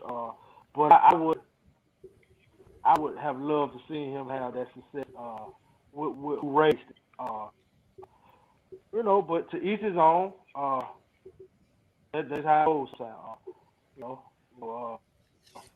Y'all were fortunate enough to have the group that with Kobe and all those kids that came up, that stuck together, nobody left, everybody up easy in the end. But like I said, again, everybody race different, so. Right. What about make a 5-star kid? Do y'all think he made a mistake going to Howard University? KP at Charles. In the sense of what? So I guess this kind of goes or segues into our draft conversation that we were going to have or was hit on, right? But before we go into that conversation, I do have to ask this. There is still programs that have 16, 17U that are not playing their live periods. Why? Well, because I think, and this is my personal opinion, you talking about around here? I'm talking, yes, around here. Around here, okay. Definitely, right? I can definitely speak to around here because I know by hand, but I'm sure that's happening in other places as well. You have a program, you're trying to promote kids to play, you're trying to promote kids to hope them get to college, but you don't go to a live period. I think around here is you parade around. It's in the best interest of the kid, but it's not. It's in the best interest of your son. Because when your son is done, you're gonna be done. So really don't care about the tournaments that they go. You say you do, but they really don't care about the tournaments they go play. Yeah, you hold the whole team behind for your son. Yeah. But Yeah, and the parents, well, yeah. But I mean, I want. nah, go ahead, Wes. Go ahead. No, I was gonna jump back to man, but it's a whole nother discussion. But I was gonna just drop back to what Dr. Love asked about Maker going to Howard. I want to. I made this point. I brought this point to a lot of people back when they was bringing up this. Send our kids to HBCUs. When all this social injustice stuff going on, and Right. it's like, that's them the HBCU. I mean, I say send them to whoever wants them. Send them where they want it. And I'm gonna say this, man. The live period, coaches been out for COVID or whatever, and it was live period. I saw a couple HBCU coaches on that baseline. I can count on one hand. Mm-hmm. And the rest of them was, PWIs and lower level, JUCO, whatever. And I know all of those can have HBCU as well, or NI and stuff like that. But HBCU coaches, to me, I would like to see them out on that. Go after what you want, man. Go after what you want. But don't always want stuff, hand right to you, hand to you. And that's just me. Did y'all see a lot of HBCU coaches out? Do y'all ever see a lot of HBCUs out recruiting? And I would always say, it's the budget. It is that. I'm gonna say this: the live period right there in Atlanta. There's some HBCU coaches right there in Atlanta. I didn't see up there. Facts. And I sure didn't see a couple from around this area up there either. Matter of fact, let me go get me a red. Let me go get me a red cup, man. Hey, that's. But since we about to get into it, wait, I feel you, wait. Since we about to get into it, yeah. But that's real talk. It wasn't but a handful. I didn't see but a handful of that that's too. Real talk. Yeah. Well, I think the moral story is there's kids available. They just got to recruit them. I mean, it's what they looking for? What they looking for? Yeah. That's kids at their live period. They could have jumped on immediately. Oh, yeah. There you go. Oh yeah. Ways of getting full. I ain't got a red cup. I got the white cup today. But I'm just saying, man. Don't use a social issue as a gimmick to get kids, bro. Like, yeah. You know what I'm saying? You recruit a kid, then he might give you a look, but don't say, "Oh, you're a black kid," and he just white cop kill guy, black guy. And what? That ain't got nothing to do with send them to this HBCU. And I sent plenty of kids to HBCUs because that's who wanted them. That's who recruited them. But just to use a social issue as a reason, that's all kids. Nah, tell them HBCU coaches to come recruit these kids. And I'm not talking about all HBCU coaches because I know a couple that work hard, but as a whole, I know they're gonna say, "Oh, the budget, and this and that." Man, come on, man.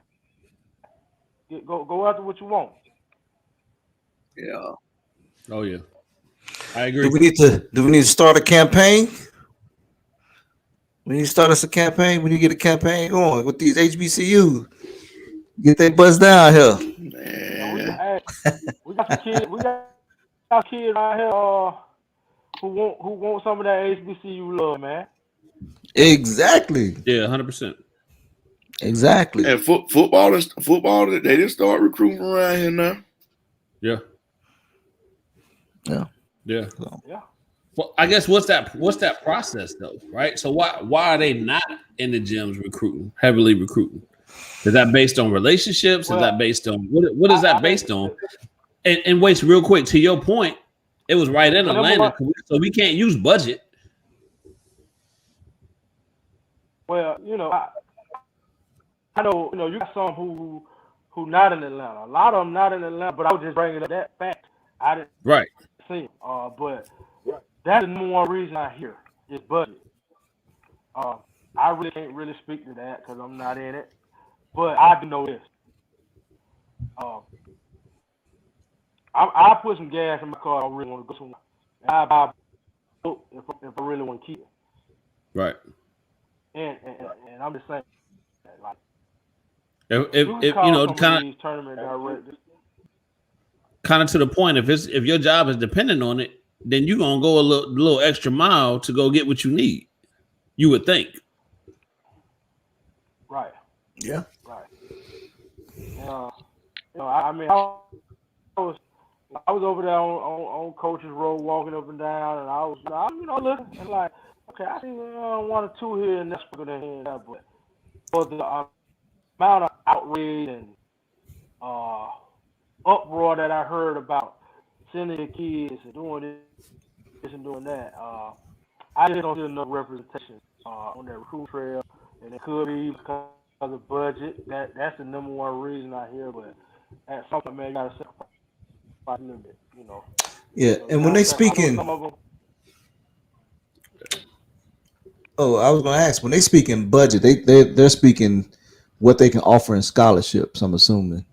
No, like recruiting budget, like them being able to get out and be places. Oh, yeah, like some of them might be, you know, have to fly from Texas, and then you know they Oh, I got you. not have that. Yeah. And then they get the tournament.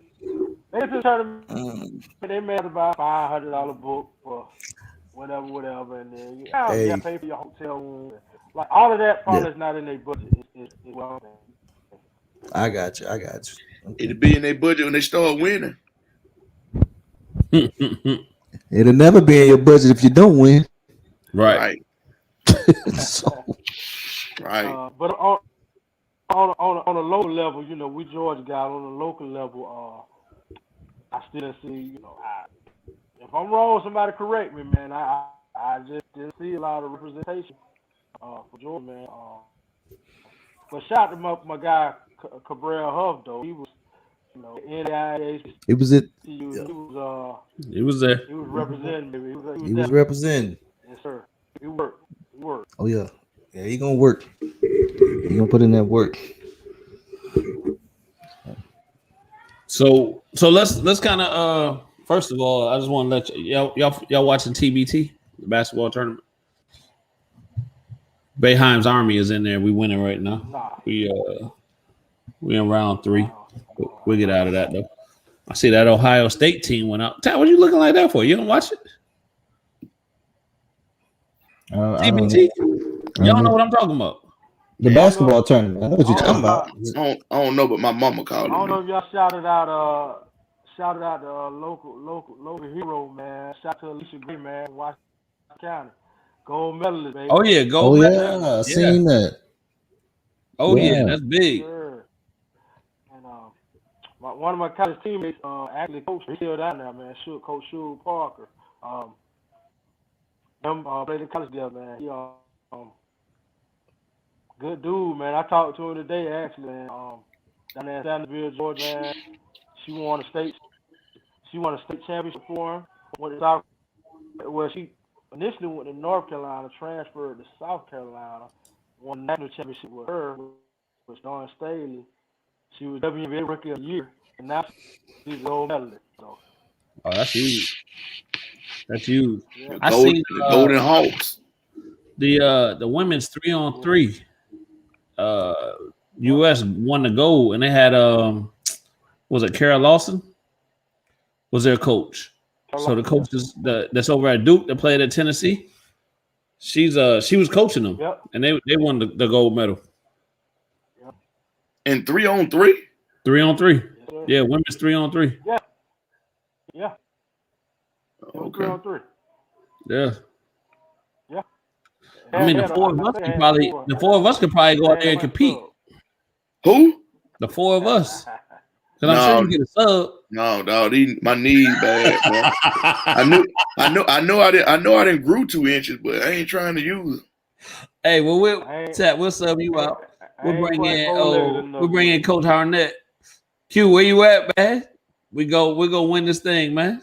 Man, my mama told me to tell y'all, hey, man. Tell her we say hey, Miss Fat. We say hey. Yeah, she probably heard it. But yeah, hey, what y'all think about the draft tomorrow? Hey man, listen, man. I told guys this. I ain't a genius. Everybody knows to play, but I caught a lot of flack when this kid was a sophomore, Sharif Cooper. I caught her. What I told y'all in the last show. He gone. Yeah. Hey, you told us you got the receipts. You got the receipts, Waste. You did. I got him, baby. You did. But look, when he was in the 10th grade, bro, I made a week, man, by him being the best point guard in the state, going to class and one of the best in the country. And then I'm at tournaments and guys like, oh, you crazy, such and him. And he can't shoot him. I'm like, man, I watch basketball, man. I watch basketball. I don't watch all the political stuff. When I go see this kid play, he doing everything y'all say he cannot do and some more. Right. So I don't care about y'all from up here and you think that that kid, man. When I saw him finishing on 6'11" and 6'10", and they couldn't block it, both hands, and he kept, he can't shoot. But every time I go to the game, he was knocking out the ball. And he's just a winner, man. The kid don't want it damn near every level. Yeah. So I mean, and he's a prototypical guard. Now, do I think his shot needs some, can improve? Yeah, I do. But he's not a liability. Like they try to make, he ain't like Ben Simmons, somebody like that. He's not that big of a liability. But for all the ball handling and happiness, and, he's the closest thing I've seen to Chris Paul in a long time. Hey, landing spot. Where do you think he's going? Where do you think he's landing? And I've seen anywhere from mid first to late first. Who I think would be a good fit, though, I think the Knicks would be a good fit. I think he'll fit perfect with Knicks. I think that's where he's gonna land. I think that's where he's gonna land.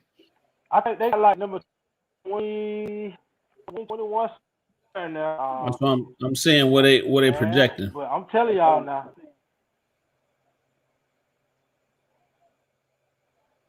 I'm trying to pull it up. Don't be surprised to see somebody catch him like. If he what now? 10, 14. 10 and 14? Don't be surprised if somebody snatch him up between 10 and 14. Somebody, I'm telling y'all now, don't be surprised at that. Yeah, well, I don't know about Philly, man. I don't think. I think New York is the ideal place for him to succeed because they don't have a true point guard over there. What they had to do with Derrick Rose? Mm-hmm. Yeah, they ain't got no. I think the perfect landing spot for. So the Knicks choosing 14th. That is right there, Wason.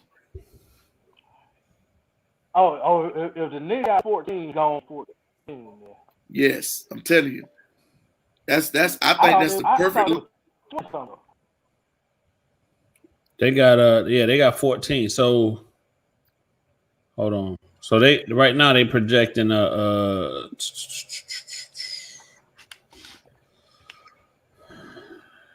Davion Mitchell at 14. I think Sharif Cooper. I think that's the ideal. That's the ideal point guard for them, for what they like to do for them now. I would be surprised if Mitchell is still available, man, at 14.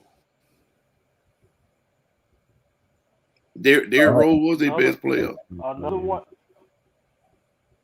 one of them dogs from the GA, baby. Yeah, them down at Hinesville.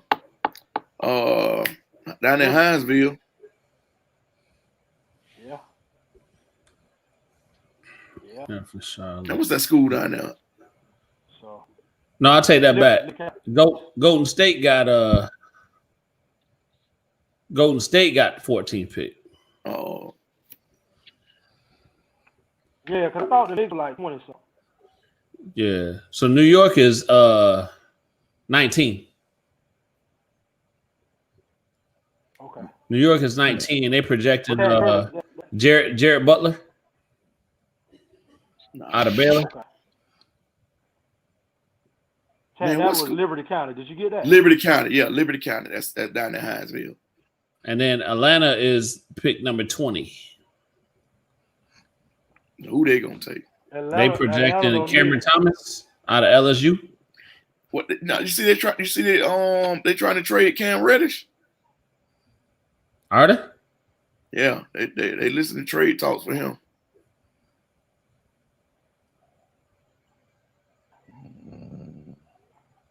Charles, you up? So they projecting Sharif Cooper to Orlando. Man, please. Second round. Pick number 33 to the second round. That's to Orlando. That's what they projected him. He ain't going in no second round. Nah, I think gonna be first round. Yeah. Oh, we did ask him about his Knicks. Hey man, what we get, man, we're gonna put in the fold and we'll be good. I think Sharif Cooper is the perfect landing spot for him with what they do. Yeah, because he can score off the bounce. Yes, man. Playing with Thibodeau or for Thibodeau? Well, Thibodeau defensive minded. He gonna play the mess out of him. You know that. He defensive minded too now. I think for the style of play Thibodeau wants, Mitchell's is a better fit. You think so? For the style that Thibodeau wants to play and how he wants to play, yeah, I think Mitchell a better fit. So you saying that that Mitchell can come in and be that Derrick Rose, that Chicago Derrick Rose, with that style of play? Are they gonna ask him to score? Well, that was Thibodeau now. To be Derrick Rose, I think Devin Mitchell's more. I'm not Derrick Rose, but I'm saying in that style of play. I think he's capable. I think he's a strong point guard, athletic, and he defends. All right, not saying Sharif has more finesse with his game. Right. He got more. He's gonna put players in position a little bit more. For me, I think, to be honest with you, he needs to go somewhere where he has a great shooting guard. So hold on real quick. So they projecting Sharif to Orlando, right? But they projecting Scotty Barnes to Orlando with the 5th pick.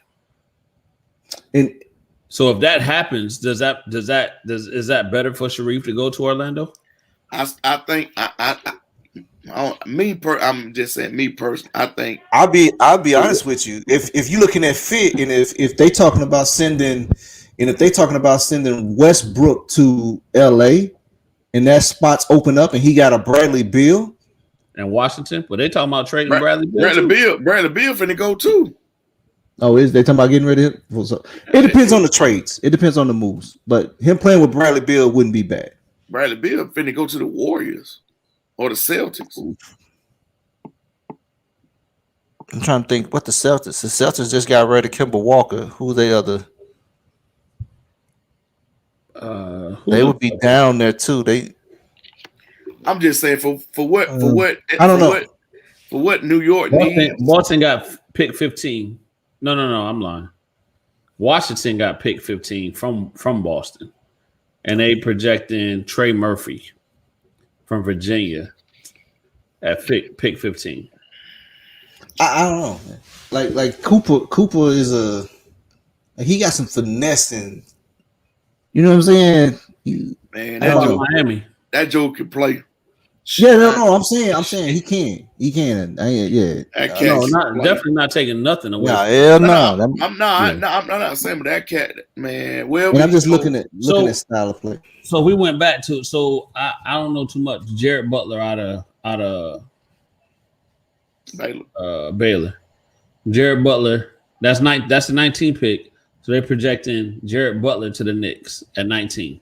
Is that their guard? No, you said Butler. And they say they got him classified as a point guard, 6'4", 195.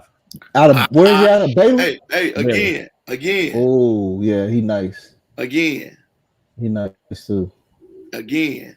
Look at the size difference. Well, they said Sharif grew to 6'4". Man, if Sharif Cooper was 6'4", I know for a fact that I'm 6'7.5". No, you ain't, man. Stop.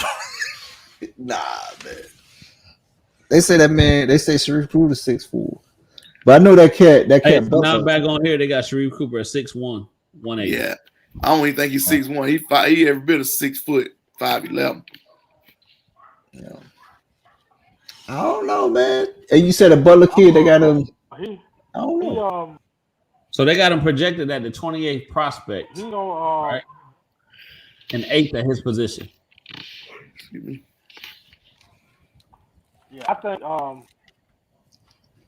Charles said you think he's a good shooting guard. I think he needs like an athletic team to where he can come off those high screen top, kind of get to the defense and throw lobs and stuff like that. Shooting a little pull up floaters and stuff. He's excellent in that kind of action. Dangerous. So he got to get up and down. The next hit, man. I mean, yeah, he got to get up and down. That's what I'm thinking. I don't know who else Orlando got though. That's what I'm saying. Wouldn't Orlando be this a horrible pick? Well, I think they trying to get. But if he's in Orlando, you got Scotty Barnes. You got and who else do they got? My man out there, ain't he? And, they making some moves. The point guard that lost his confidence and got it back. Man, Markelle Fultz. Man, the only thing Orlando got basketball wise that's real good right now is the convention center. Didn't Oladipo go out there? And they looking to trade him. Is he out there? I think Oladipo is out there. I know they're trying to get the kid from Oklahoma. I like him. The kid from Canada. Got the 2 last names. What the hell is his name? Alexander Gilchrist or something. What is his name? I don't know, bro. 6'7" kid out of Oklahoma. First name, last name. Yeah. Always J Money. Ain't J Money. I don't know. All right, so we got. What about Phoenix? What about it? What's the Cooper? No, they said, man, no, my boy over there, man. You crazy? Who? Oh, I forgot. Yeah, Cameron. So they projecting Trey Mann there. Cameron Payne, we know Ted. Cameron Payne. Right. That's your boy Ted. That's his man. That's my boy. Wasey, hold on, Waste. You was live. You was live during the NBA Finals, brother. Oh yeah. Talking about the Bucks. Yeah. I enjoyed watching your posts. The commentary. Reading your posts. Hey man, look, man. Listen, man. So, Josh, man, he really like. You know, I'm a LeBron guy, but Giannis getting rid of the Hawks and Phoenix. Oh man, he ain't a new fan to me, man. Like, I mean, boy, I was ecstatic, you know, because you know Atlanta fans, you know, they don't understand how to just win gracefully. You know what I'm saying? Like. They just overboard, over the top. You know, all of a sudden, Trae Young is the best Hawk ever. And I'm like, wow, y'all do know I'm got a step shot, right? Like, hey, so let's talk about that. Wait, let's talk about that in the sense of, I think it's fair to say that the Hawks overachieved this year, right? for whatever reason. I think it's fair to say that they overachieved. So what is their expectation for next year? Is it Eastern Conference Finals again? Might not make the playoff. Hey, I'll just tell you like, I don't know what the expectation is. I don't care because I don't like the Hawks. and I'm gonna tell you, I know they're gonna forever be linked together. Trey Young and Luka, they're gonna forever be linked. But I'm gonna just say this: anybody with eyes, man, you know Luka is a guy, man. And Luka just, man, that dude right there, man. Luka different. Luka almost had 50 the other night. Right. You see what he said? Did you see what he said? It's easier to score in the NBA than it is in the international. Hey. I'm gonna tell you now. I like Luka now. Luka, my guy, but he got to stop stuff like that, because if that's the case, then you got to get out the second round when the ball starts coming up. So here's the thing about Luka that I seen that I didn't really particularly care for. Right, he was doing a lot of whining and finger pointing to teammates during this last playoff run. Man, let me tell you, Luka is playing in the Olympics, and Trey Young is playing at the rec department. I seen the game. He hit the shot on Buddy. He said the rec department. Hey, Trey was lobbying. Trey Young. They go to justify the comparison with numbers and he went to the Eastern Conference Finals and stuff like that. But I always find it funny when they say anti-LeBron guys say like, oh, the East was weak when he went to those 8 straight or whatever. But when Trey Young and the Hawks do something, it ain't weak no more. Nobody mentioned it. But I just think like, throw nails out the door, man. Just look at those two guys playing that point guard position. I think Luka does more. And I'm betting with Luka, man. I'm betting with Luka. Yeah. Hey, so speaking of the Olympics, while we brought it up, wait, so you had some commentary on the Olympics as well. What's your thoughts? I got a lot of hot takes.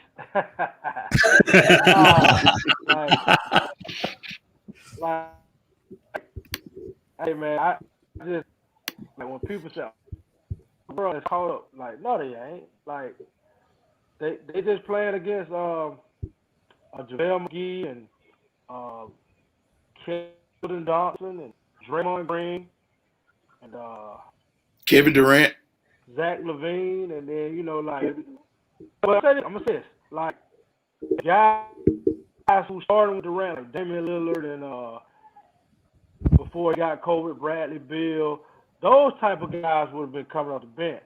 Like if we see our guys, because I don't think one person is truly hurt, and that's Kawhi. Look at Trey Young. He acted like he couldn't walk that last game, but now look. He all the internet playing. Down in the red department on court. Yeah. Yeah, but so I don't think that's true about they hurt like AD. I think AD can go if he want to. So for me, if we send AD, LeBron, along with Tay, who's already there, Steph Curry, Chris Paul, and coming off in with like Lillard and Devin Booker. Hold on, man. One more. You missing one more name. Waste. Cameron Payne. He just ain't no Cameron Payne. He just need to stay at his son AAU tournament. Yeah, okay. But my point is, you got to put Melo on there. Yeah, my point. I don't believe that the world has caught up because they try to use the excuse like, we got more 49 in the league and all that. They got better. So I use women as an example of what I'm talking about. They got a lot more foreign women over there in the WNBA. Yeah. Who play. But With our women Olympics don't won like what 50 something straight games. Yeah. Cause we send our best women that play. They still take pride in it. So Yeah. That's if what I was they going to can't say. make the All-Star team, how he gonna be Olympian? Right. So that's what I was going to say. Is it a so why do you think they don't go? Is it a monetary thing? Is it because to me, Yeah, some of you go over there, it's great publicity for you, right? Man, It's helping your sponsorship. So what is it? because LeBron want to show the world that he's the best player, and So he's like, I ain't going. yeah, I ain't going. So y'all, I mean, I don't go, y'all lose. So then he got that much influence on all the other players that don't want to go. Yeah, they said LeBron ain't going, we ain't going. That's So tough. all right, then. So if you at the gym and they got a screw up captain, and he picked you gonna play on the team? Yeah, but I'm gonna be like, hey, sign me up for the next game. Yeah, see what I'm talking about? Hey, and they saying, hey, sign us up for the next Olympics. As I'm running up and down the court, loosening up, we about to lose this game. Go ahead and put me on the board. Man. No, I think these jokers ain't defending. I don't think they ain't defending well. Well, they said they try to blame it on Pop's system. He trying to put the Spurs system in, and they don't want to run that and all this type of stuff. But you just think it's straight defending, Charles? What you think it is? I'm laughing at Tech. Tech gonna have them boys out there taking charges. Hey, 40 million. Hey, $1 billion on the floor. Wow. That's $500 million. That's a step up. I'm gonna tell y'all this. I'm gonna say this. We and our goons, and we're not having this discussion. Well, but that too, Wasey. They gonna defend.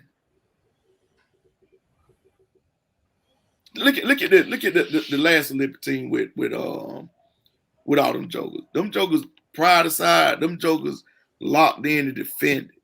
Melo.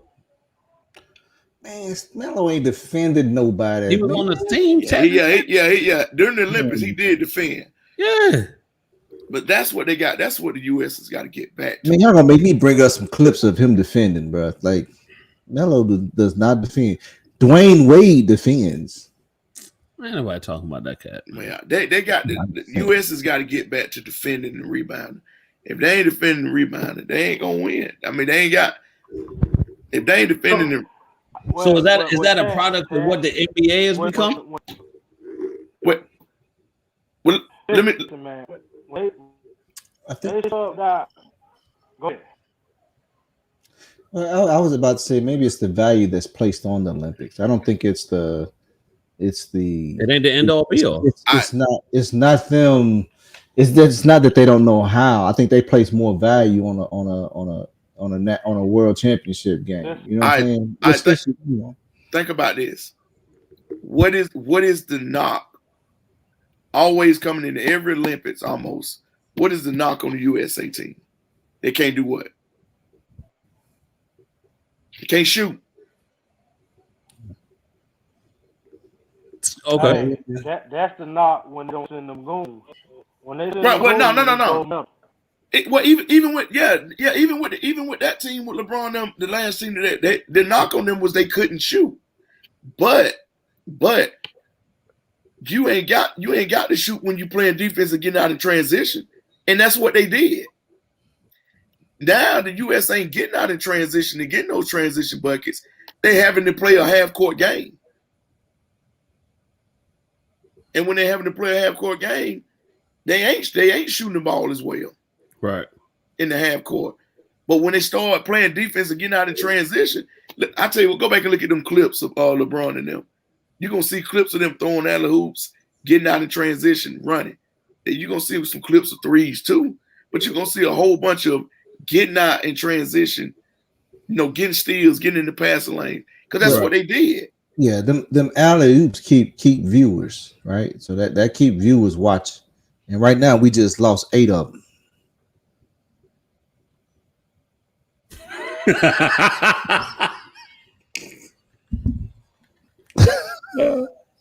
tried to cut the show. Boy. I'm just stating fact, fellas. You said you weren't gonna do this today. Boy. I ain't did nothing. Did he say you weren't gonna do this today? That man sat right there and said, man, nah, I'm good. That's why I ate. So I won't be snagging. Nah, man. I ain't did that. I was just telling y'all what I won't be snacking. I was just stating what commonality.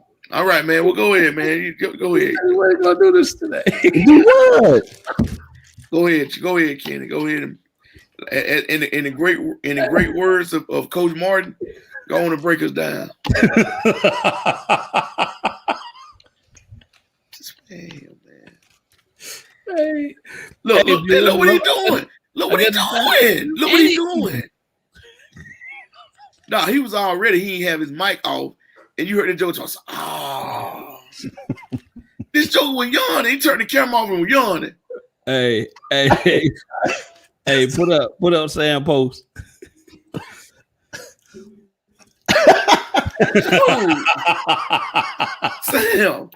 Sam, bro. Before the show, this joke got right on here and said, "All right, man, I already ate. Ain't worried about me snacking." Man, we ain't gonna do that tonight. Man, we got time. We ain't been here 3 weeks, man. We gonna ride out. Yeah, man, that's what he said. Nah, man. And then he took the alley-oop. I was just saying when I was talking about the alley-oops, I was just saying like, and I looked up and I noticed, I'm like, oh man, look what happened. You know what I'm saying? This man, how you know we lost 8 viewers? Yeah, how you know that? How you know? Well, we just gained 3 now. I just threw an alley-oop.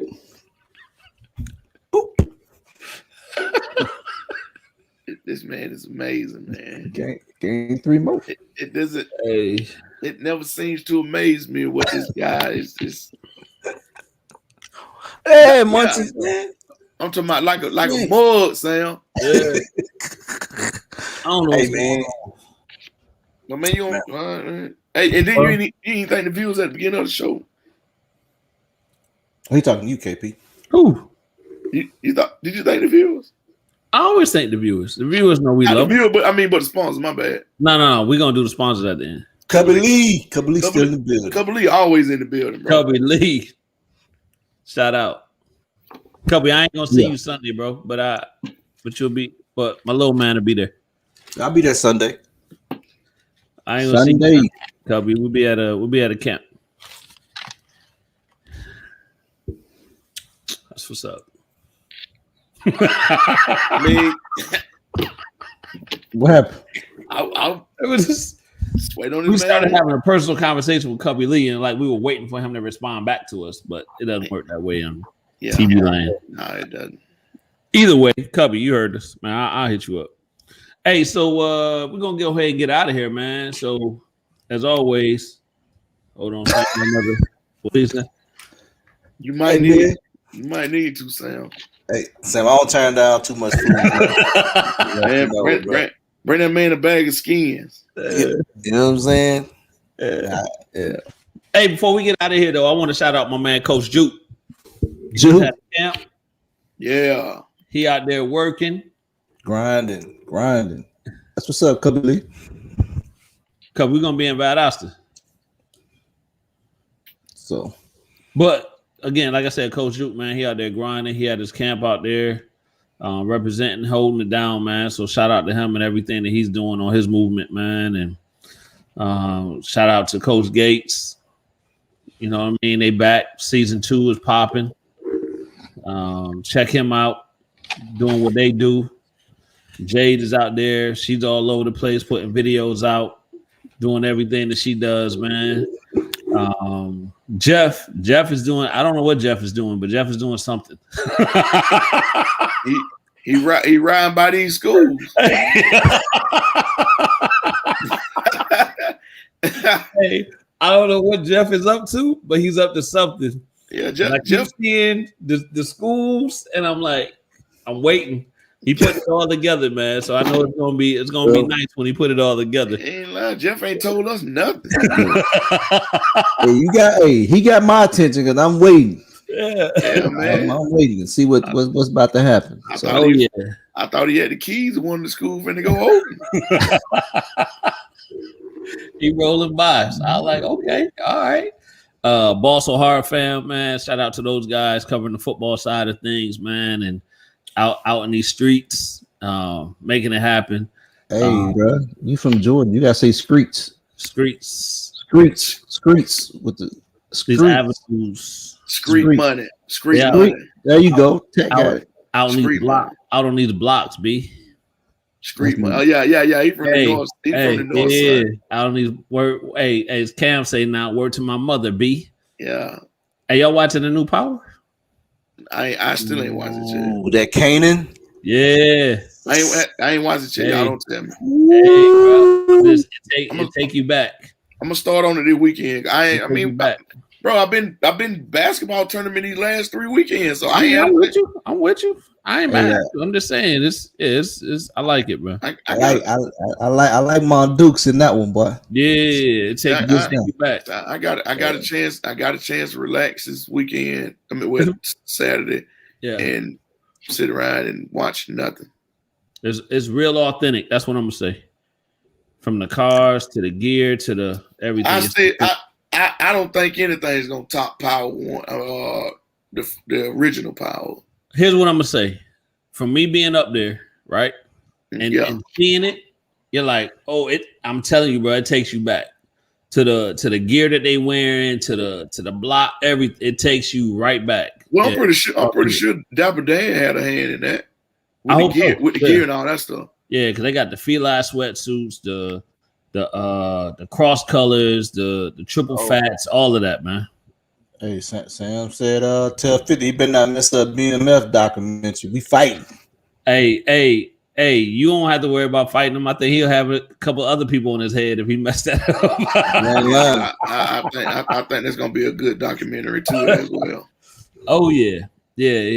So some good stuff, man. Some good stuff going on. But like I was saying, man, the network is strong, man. We appreciate everybody, everything that they do to push it forward. Shout out to CJ and doing what he does. I know he got some things coming up. Wasey got some things coming up that we're gonna announce. We've kind of preluded to it before, but we'll announce it once we get some dates going. I think we back, man. I think we back. Yeah, things finna crank up, man.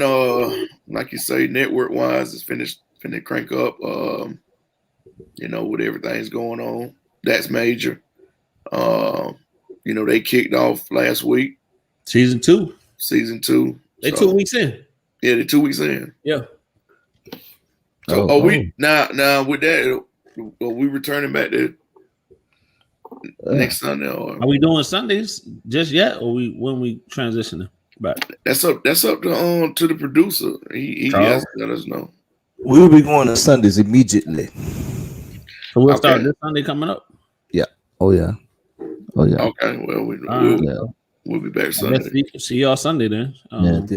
This middle of the week, I love y'all, but this middle of the week, whew. Oh, Charles Brack being a working man now. Yeah, man. So it was rough. I ain't gonna lie to y'all, man. It was rough. Starting a new job, then started another new job in the middle of the AAU season. I was struggling. Man, listen, I'm still to get back to Sundays. I'm still struggling. I ain't gonna tell you no lie. Yeah. And then being congratulations to you. What is that? 20? How many years? 23.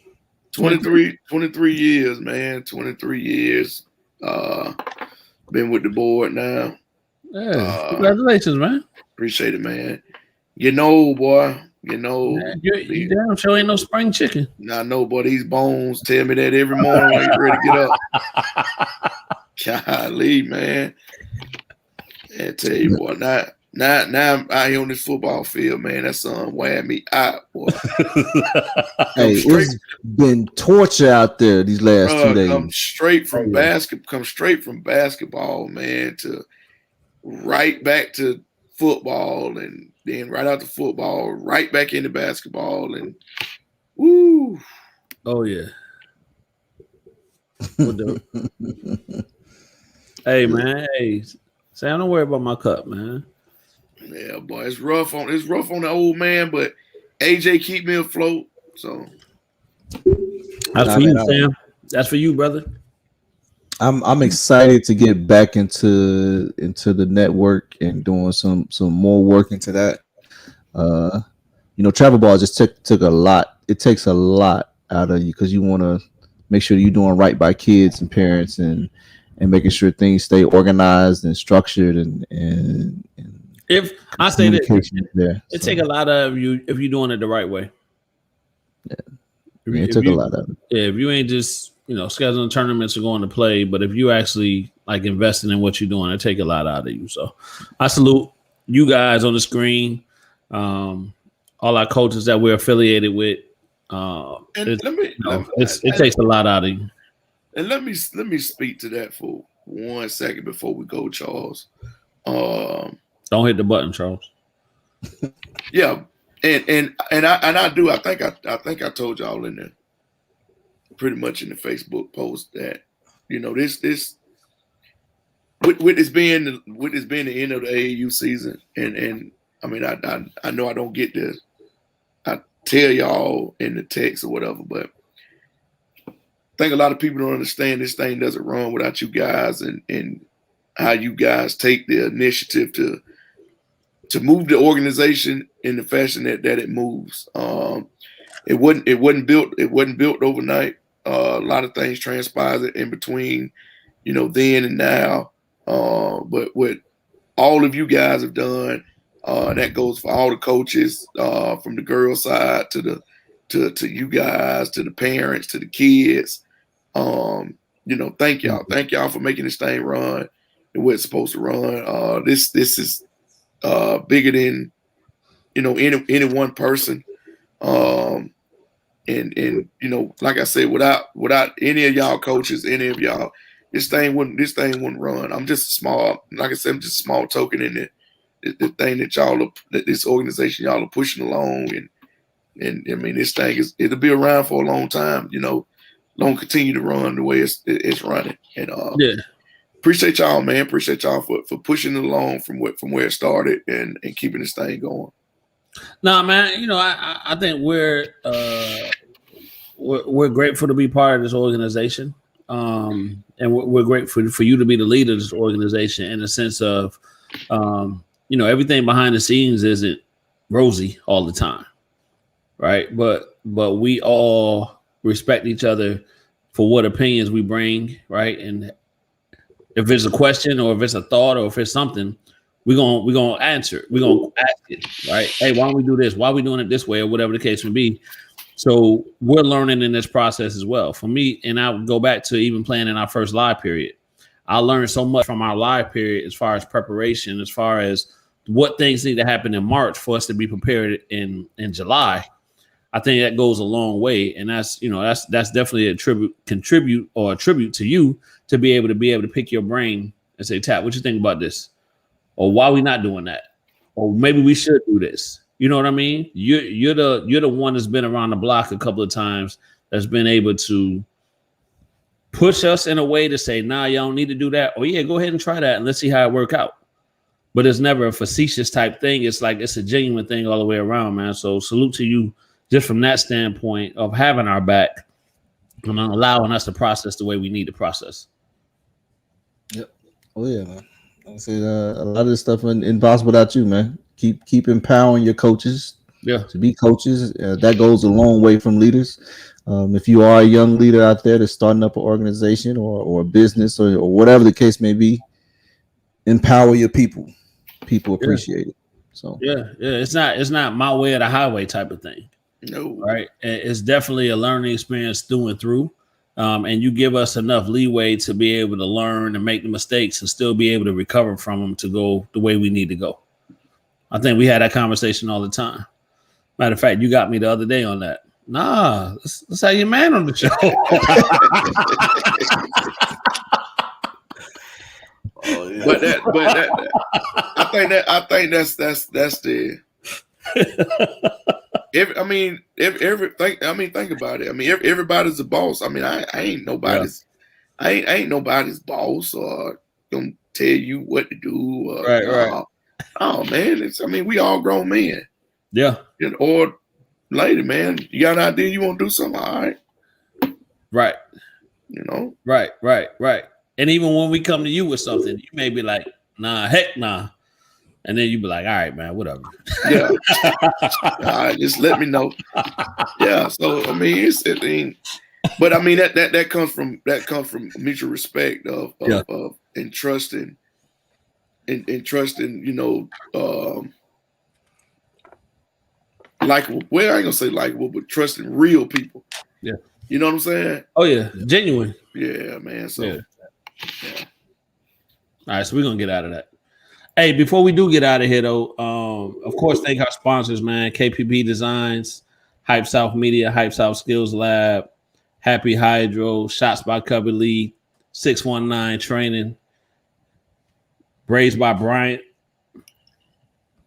Tat, you got any updates on your? I seen a picture. I thought that was you were starting your dreads, but man, let me tell you before we go. Don't worry about it. I'll tell y'all next time. Hey, so here, look, I was in the barbershop the other day, right? And E, mm-hmm. he cut a kid, he cut his dreads off. So they was laying on the floor. Why did I immediately think of you? I was like, yeah, I should snatch a couple of them up and give them some more blood. All right. When I come back with them braids, you're going to say, oh, man, he said. What I tell you now. Shout out to E the Barber, man. But sponsors, as always, man, we appreciate everything you do for us and hold us down, man. So definitely a good look. You see it on there. That's how you reach us on our social medias across the board. Charles, we still on Yeah. So I haven't been doing my job. That wins have been killing me. I didn't mean to shout you out. No. It's, I gotta let the people know. Let the people know. It's not been on the Spotify and the Apple the last couple of episodes. Reason for that is because of the Wednesdays, and it's just a little bit harder to get things moving. So, but are we doing? Season 3 is going to start up Sunday. Season 3 will start Sunday. Yeah. Season 3 will start Sunday. Hold 1 second, y'all. Uh-oh. I got some breaking news. Y'all go ahead. I'm finna. So season 3 will start Sunday, episode 1, and we will be back to business as usual. So watch out for that. Those tweets and those Facebook posts and YouTube posts. We will have that information out of as far as what time on Sunday. So, that's official. Hold on. Go ahead. Ha. Go with it.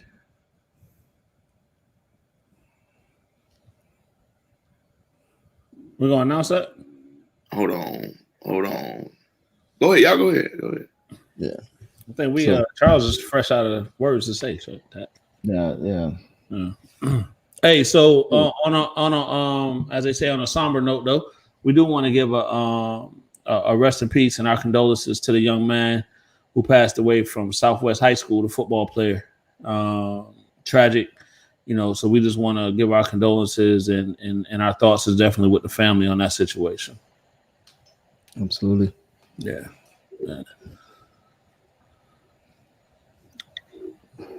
So as we continue to get breaking news, I think we're deciding if we want to break the news today or if we want to wait. But like the Sunday situation to me. Yeah. Could be. Sounds like it. So who you got to go on number 1, Charles? In the draft? Yeah. Cade Cunningham. No doubt. Yeah, man. Just the kid's size, strength, athleticism, skill. You'd be crazy not to take him. All right. My opinion. But, all right, Coach Tad is back. What you got for us? My bad. I had to take that call. That was President Barack Obama. He was calling, telling me that my stuff was ready. My T-shirts.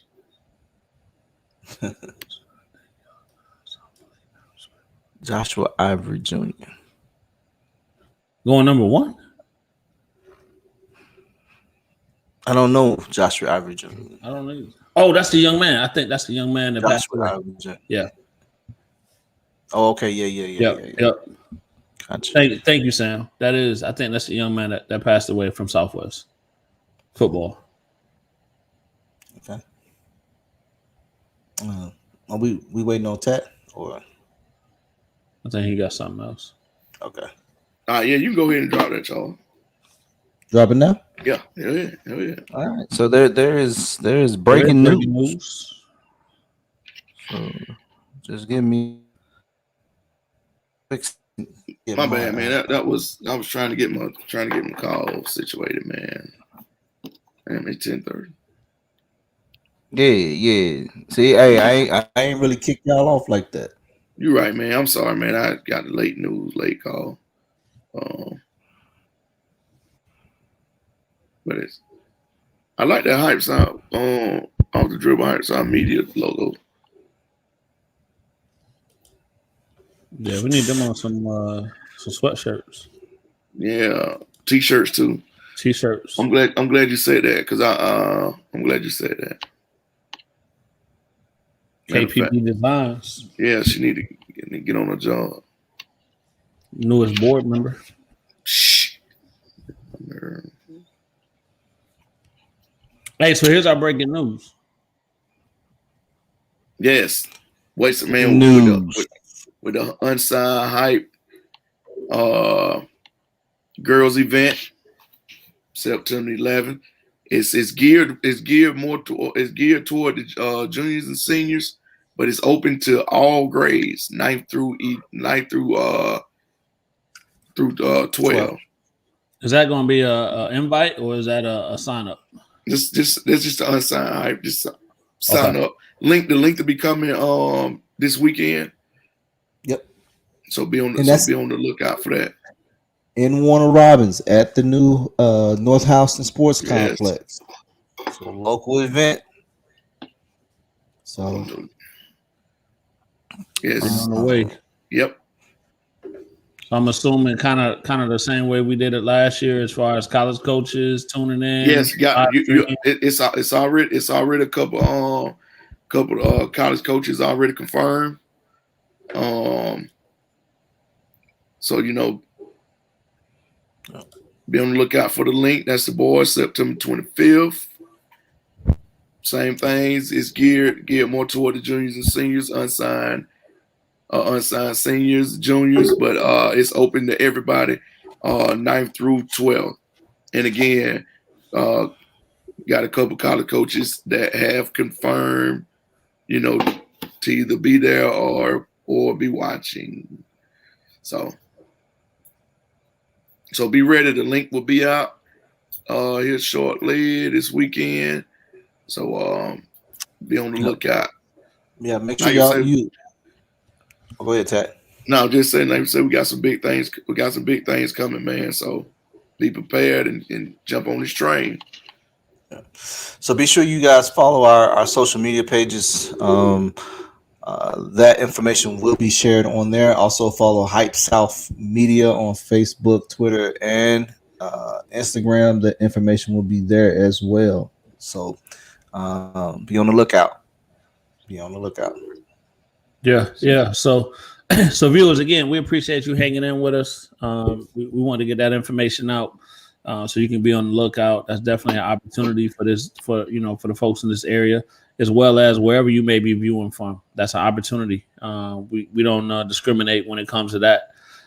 So if you're up in the Atlanta area, South Georgia, wherever you at, Augusta, come down, be part of it, right? Be part of it. At the end of the day, the goal is to push these kids and give them opportunities, and that's what we're 100% all about. So we appreciate you for tuning in. Fellas, if y'all don't have nothing else. Nothing else. Well, So as Charles, the producer, has identified, we will be back on Sunday. So check for the flyer. I think we're going Sunday at 8. But check for the flyer to make sure everything is locked in and tune in and become part of the show with us, man. So we appreciate you. Peace.